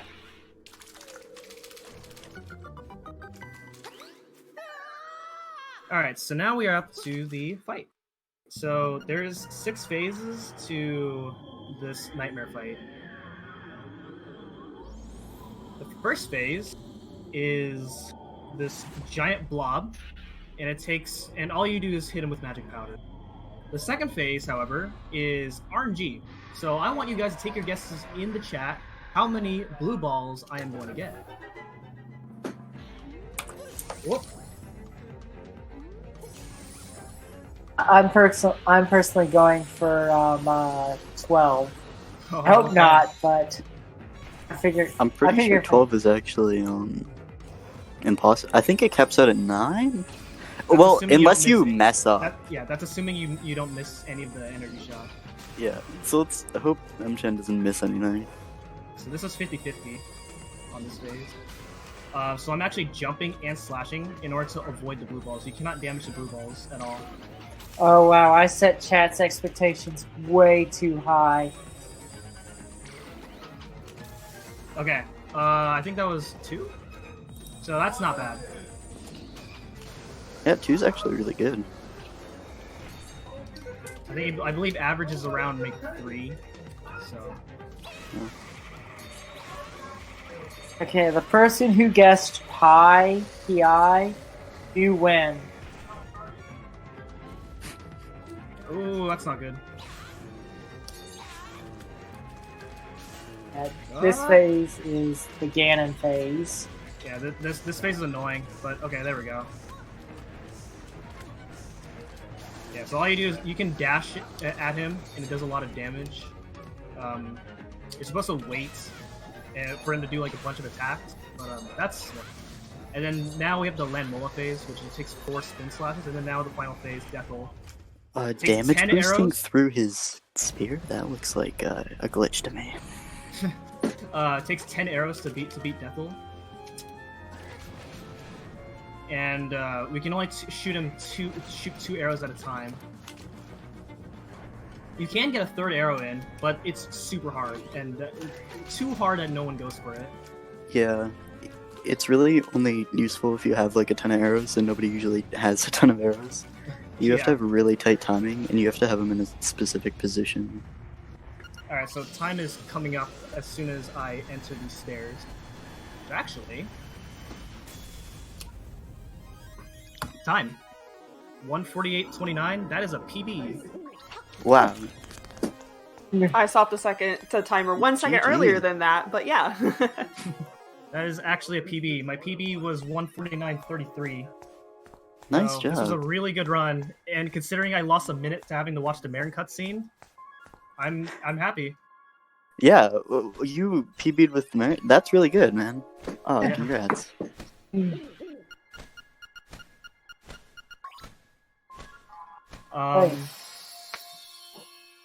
Let's see.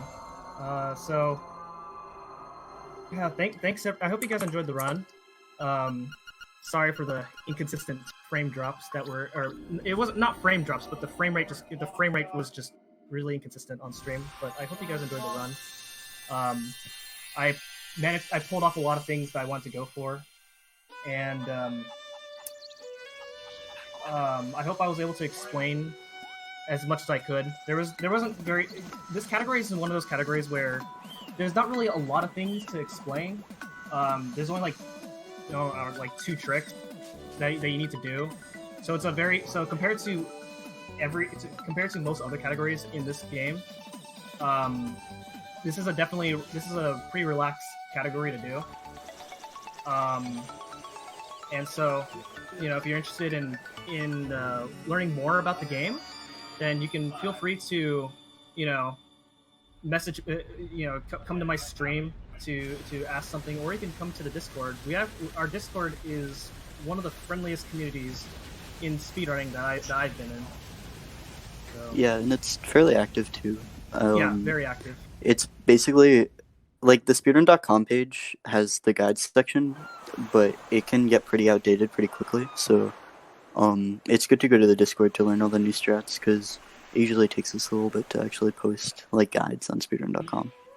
That's right. And since this game has only been out for 9 months, the game is still evolving. We keep finding tricks very frequently in this game. So. And if it's like other entries in the Zelda franchise, we'll be finding tricks for years to come. Exactly. Yeah. All right. So, I guess now it's time to close off the marathon. I guess we can watch this cutscene. Yeah. I believe a whale flying off into the sun is a good way to end any marathon. Yeah. I'm really excited to get the opportunity to close off the marathon with this really amazing game. This and the original Link's Awakening are definitely my favorite speed games. Yeah, let's go ahead and watch this cutscene. Definitely. All right. We're waiting to get all the current staff, volunteers, and team members who are online into the VC so we can do our finale. So we definitely have time to just sit here. Anything else you guys want to plug besides the Discord? Oh, if you have a link for that, I can post that in the chat for you. Oh yeah, I can pull up the link. I actually have the page up right now. Cool, thank you. Alright, where do you want me to post it? Put it in the runner chat in the Discord. Okay. But yeah, thanks everyone for, thank you to all the people watching, all the runners for participating, the commentators, the staff organizers for, putting together this amazing event. And of course, this is my third year participating in this marathon, and this marathon gets better and better each time. Thank you. We're very happy to have you, Im-chan. And of course, thank you, chat, because you make this all possible. Thank you, chat. Thank you, Twitch chat. Yeah. Thank you, everybody involved. Thank you guys for having me. Really appreciate it. But yeah, this was a lot of fun. It was a very nice marathon. I wasn't able to catch all of it, but I made sure to watch some runs that I was able to, and I think you guys did a great job with this. Thank you. If you guys liked the run, you can follow Im-chan. I dropped that link in the chat. I also dropped the link for the commentators in the chat. So also, if you missed getting to follow any of the runners in the marathon, if you go to our schedule, all of their Twitches are linked inside of the schedule. Also, if you just click on their names. So we're going to hold tight. We're going to get everybody on the back end of the event set up for a finale real quick. Thank you again to Im-chan, Lime, and Pretends to Know for this run. Thank you. Thank you. Thanks for having us.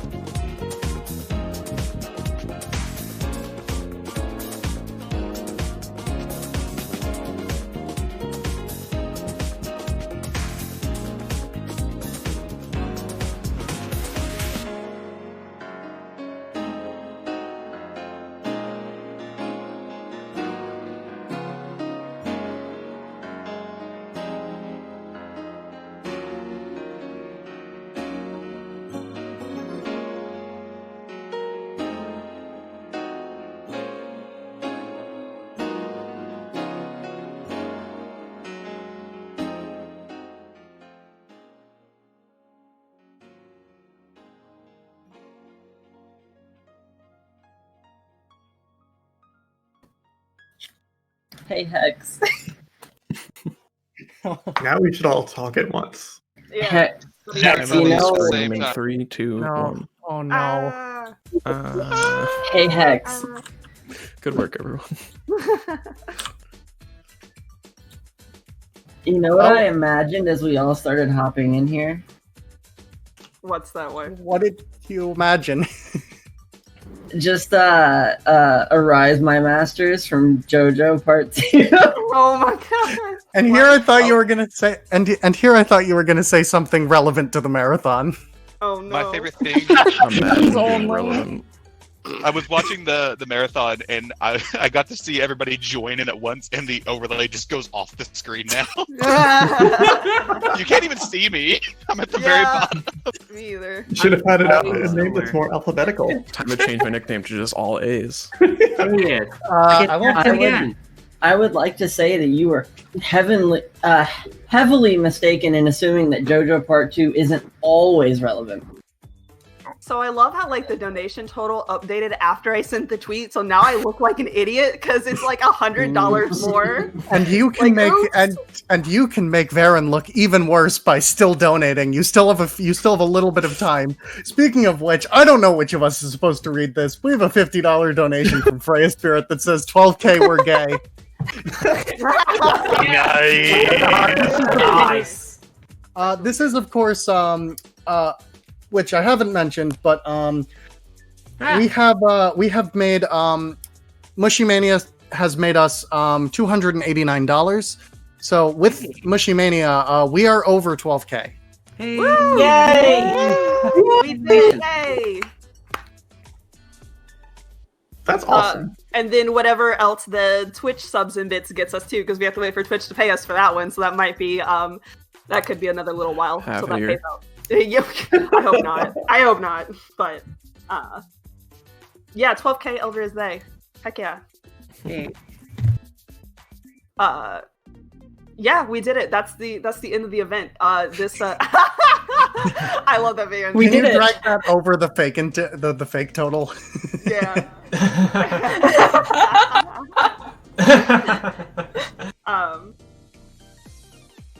This was an event. This was it was a lot of work, but also not a lot of work. And we had a very unique schedule. This has probably been the most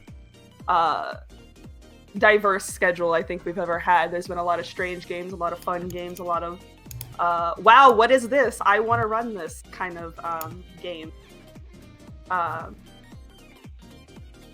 Yeah, I'm very tired. Next time, I would love it. Like next time, we can have Pugsy back, and also ToeJam, and also we can have like orange aliens stranded on a planet trying to put their spaceship back together on the Genesis specifically block. I want to know what that acronym would be. Yeah. I want to know what that acronym is. Wait, are you telling me that you can actually beat ToeJam and Earl? I can probably beat ToeJam and Earl. Yeah, there's like a set world where it's always the same every time.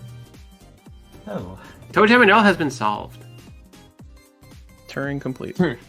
I joke because all I've seen from that game is just walking around and weird things happening. Boogie boogie boogie. Yeah, big shout out to the mouth block. Yeah, that was pretty That was amazing. Yeah. Mouth block was a lot. Oh gosh. I love that.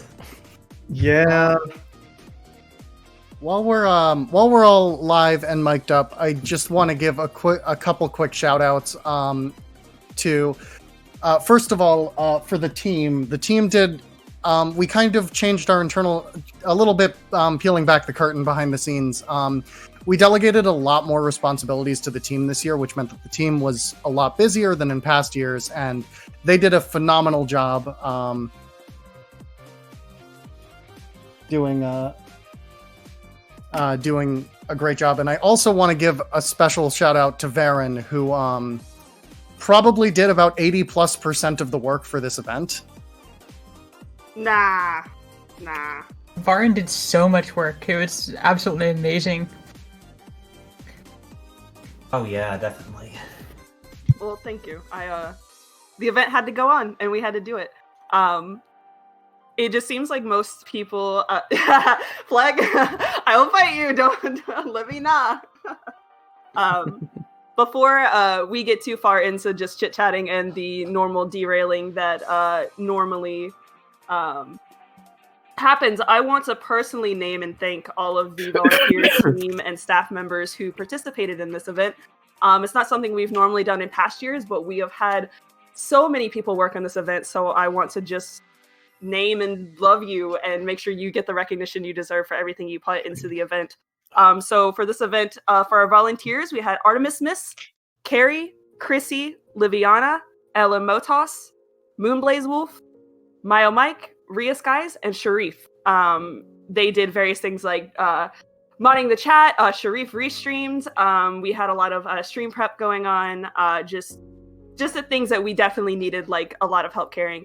In our team, we have Keishura, Data Finitum, Dijon Ketchup, Freya Spirit, Frozen Flygon, Garby the Glitcherous, Glitch Witch, Hupfin, Akuyo194, Leggy Starscream, Scala Kitty, Sixfold, also known as Pluff27, Skybills, Sparkover, Silverfire, Xandra Vandra, and Zoe Vermilion. Sorry, I love your whole name, Xandra. I had to do the whole thing. I'm sorry.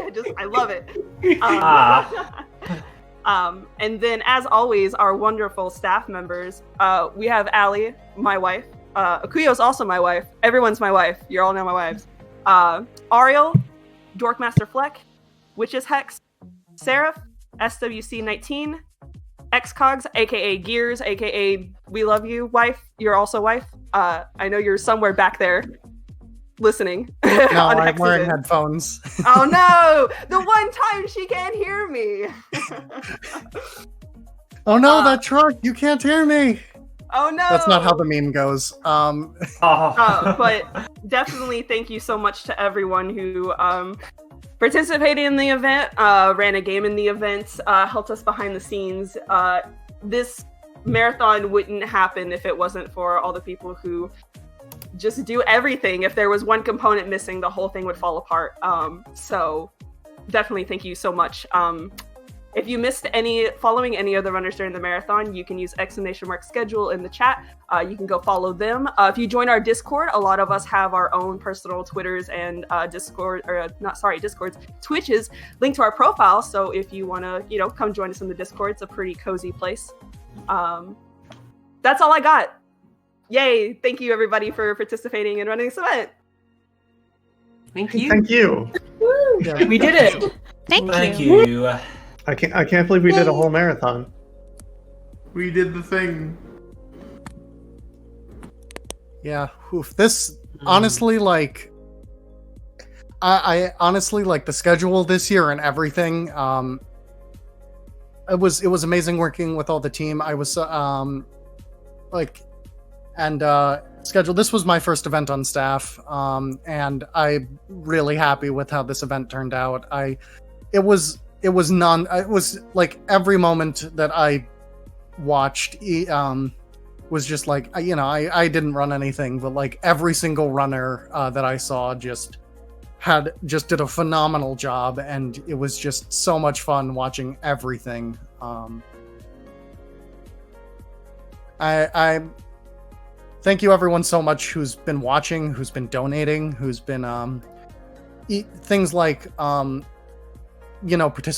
hanging out in chat and tweeting about us and like hosting the channel. Like all of that's been really, really helpful and really, really appreciated. And we love you all. Heart. So many Heart. Oh, I know where to send the heart. There's a chat right there. Wow, nice. Blue Heart Gang, rise up. I made the channel do the heart. Those are nice hearts, but feeling like a little bit of weak posting. Can we get that post count up? Can we post hearts faster? I mean, I'm sure a lot of people in chat are rate limited. But I'm not. Oh no. Yeah, the mods aren't. Let's go, us. The mods are all technically here, but also asleep. Post. Hey, the mods can't ban us. We're the mods. I mean, technically, the mods can ban the mods. Gotta unmod everyone. Hi, I'm on the channel account. I can technically do that. I can too. Okay, that looks like better heart spam. Yeah. Let's get That's that what we sent like to chat see. message That's the average good up.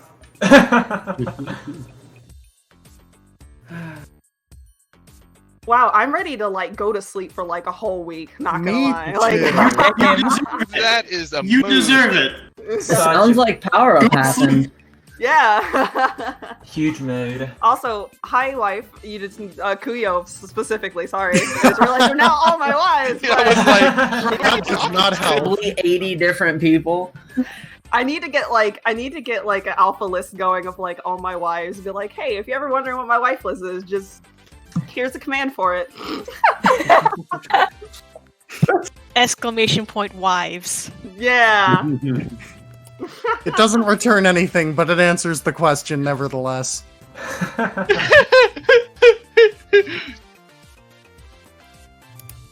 I love working with you all so much.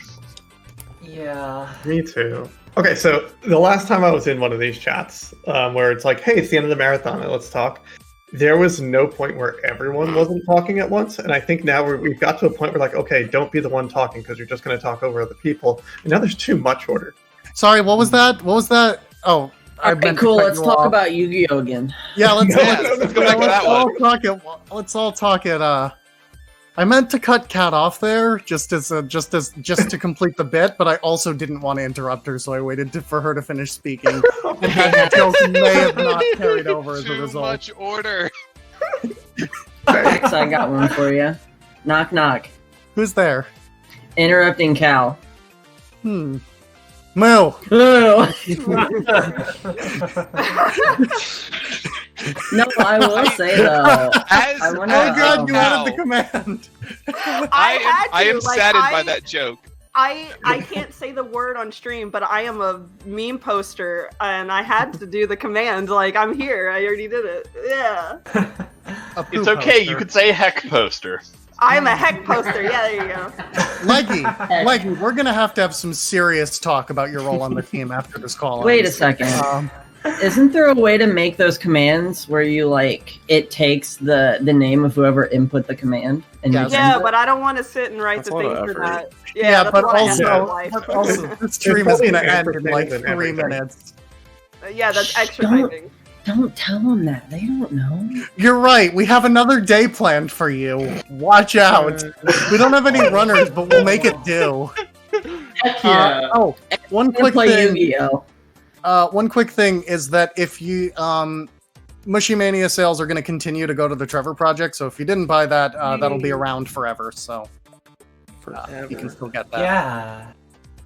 No, on a serious note, I do want to say I want to thank everyone for your like massive generosity. The amount we're at right now is really surprising to me, considering like everything like going on and all the amazing things that you could donate money to. So And all the events going on this weekend, there is like True. there's so many going on this weekend that I've like tried to keep up with, but there's so much stuff going on this weekend. yeah, like just to see like this like turnout and stuff is like, thank you so much, everyone. This is great. We're always very floored and feel very loved by the support that the community gives us. And I've only been working with Power Up for what, like 3 years now, since what, 2017, wife, I think. Oh, you're asking me to remember things. I know. That's why I said it with a question mark, but not a statement, because I know you wouldn't actually be able to answer it. It's just every year the amount of support that we get and the amount we raise is always just so surprising, especially since we keep scaling how long the event is back. We went from a week to 5 days to 4 days to now 3 days, and we still get lots of donations, lots of love, lots of support, and it's just thanks for sticking with us as we just be queer and do video games. I will say, if any of the people in chat or views or anything are surprised, like, wow, a surprise, we really didn't see a whole lot of Allie this event. I was always here. I was watching, waiting. You just didn't see me. Oh. Checks Wife out. always hovers. Wife's always hovering over my shoulders, being like, "You gotta do this. You gotta." I felt like I was being watched the whole weekend. That explains. I only felt like I was being watched when like I was on the stream in some variety, but I feel like that's a rational interpretation of events. I've been in the new Twitch mod view for all 3 days, so it's like I saw everything. Oh, that mod view is just like it's. Do you want to watch your stream on like a thumbnail? But it's not. It's not. It ain't it quite yet, though, Chief. As it were. What I learned, because I was like, that's what I thought when I first opened. I was like, wow. I mean, like you got a lot of tools, but man, that stream is like 280 by 300. Like, what's going on there? I realized you can like customize it. Like, you can change the size of things. Yeah, that's true. That is a thing. Yeah, through our actions, we can change the size of things. You know what? There's a lot of things that I wish worked like that, and that's so positive. Wise words from Xandra. The silent harmony in the chat. You can also add and remove widgets, which I think is just as powerful. But yeah, runners, don't worry. When you failed that trick, I saw it. I watched it with my eyes. I think everyone saw it. No pressure. Look, if you just play perfectly, you don't make mistakes. That's easy. True. But if you don't make mistakes, you don't learn, and you can never achieve perfection. What if you've already achieved perfection, and therefore don't make mistakes anymore? What if can we say though, talking about tricks is like, that co-op Super Metroid run was really good, but it was heavily lacking in reverse green hills. I sincerely apologize for the lack of reverse green hill. For anyone who doesn't know, that's a joke. It's very hard. It's only hard if you try to do reverse slicky, which I don't think Kamaru and I have even thought about doing because it's stupid. It's stupidly hard. God, I watched it looks so runners. good though. It does. I watched runners much better than me try to do that strat in like the GDQ practice room, and I think I saw Topsy Turv almost get it once. So, yo, real talk though. Grats on that first try C-dub. That was awesome. That was pure luck is what that was. I have literally never gotten the CWJ through the item pickup buffer in like an actual run. I've done it like a couple times in practice. That was just pure luck. I was very excited to get that first try. I wonder if you Yeah, could make... I feel that. Those were sounds that came out of the mouth, and that's as much as I know. You gotta CWJ off like a pillar, and there's a missile on top of the pillar. And if you haven't picked up the missile, then you have to wait 7.5 seconds in the middle of your frame perfect trick. And as you might imagine, this sometimes makes things more difficult. Could you like do Super Metroid co-op, except one of them is playing Super Metroid Rotation? Would that still work? In theory, yes. Routing would be interesting. Yes, that would be quite interesting. Especially because, so in Rotation, all the bosses are totally broken. Like, none of them work. I think Dragon almost works. I played Rotation once. So you would have to route it not only around the fact that one person of the map is rotated, but also because their boss fights are totally free. So you need to take that into consideration. You just gave me like the biggest brain thought of Big Brain. Yeah. What if you did co-op Hyper? Oh, Lord. So you could split up the gates. You would need to do some custom stuff for the Multitroid probably, because it uses a different set of event flags, I want to say. But that would be so freaking cool to be able to do stuff like that. Or like a co-op redesign would be similar, because it's got like the similar gate thing you have to do. The hack that Kamaru and I really want to try is co-op Multitroid, where you could share your Shine Spark status, so you could short charge for each other. I really want to do that.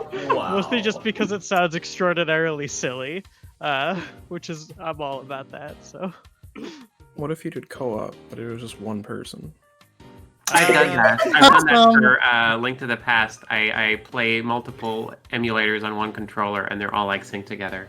We showed that, didn't we? Yeah, I think that was like in early in a previous Power Up with Pride. I'm pretty sure I did that. One day we should do 2 seeds, 1 controller Super Metroid versus 2 seeds, 1 controller Link to the Past. Oh, yeah. Lord. That would be so cool. By the way, hi, Half in chat. Hi. I think we're just idle chit chatting. So I want to keep the love and the generosity going. So what we're gonna do is we're gonna host Big John's Stop and Cease marathon going on right now, raising money for the Equity Alliance. So I hope I do this right. I hope I do this right because I don't know how to do this through chat, but we're gonna. I believe in you. /raid. You can do it. You can do this. Oh, straight up post. Oh, you hit. Well, Yeah. I did it. Just go there instead. Let's just. We got it. You did it already. It worked. Yay, I Yeah, did it. you I don't know hosted how instead it of works. rated. Oh, But now we're back. Oh wait, nope. Now we're back. oh, now we're rating. Oh, wow. Okay. Now we're rating. Okay, thank you. Okay. I'm so confused. Thank you. Yeah. Forget You know- rating is a thing. I don't stream, y'all. This is my most streaming for the year. Is this event right here? We can hit the Okay. button to go ahead and raid. No, you don't even stream much. Shut up, Swoos. I stream more than you have. That is technically true, but Remember to click the button. click the I button. stream all Yeah, the we're good to time. I click the take button. I Okay. stream all the time. I take a little Click the boat button. out to the ocean and Get lots of sleep.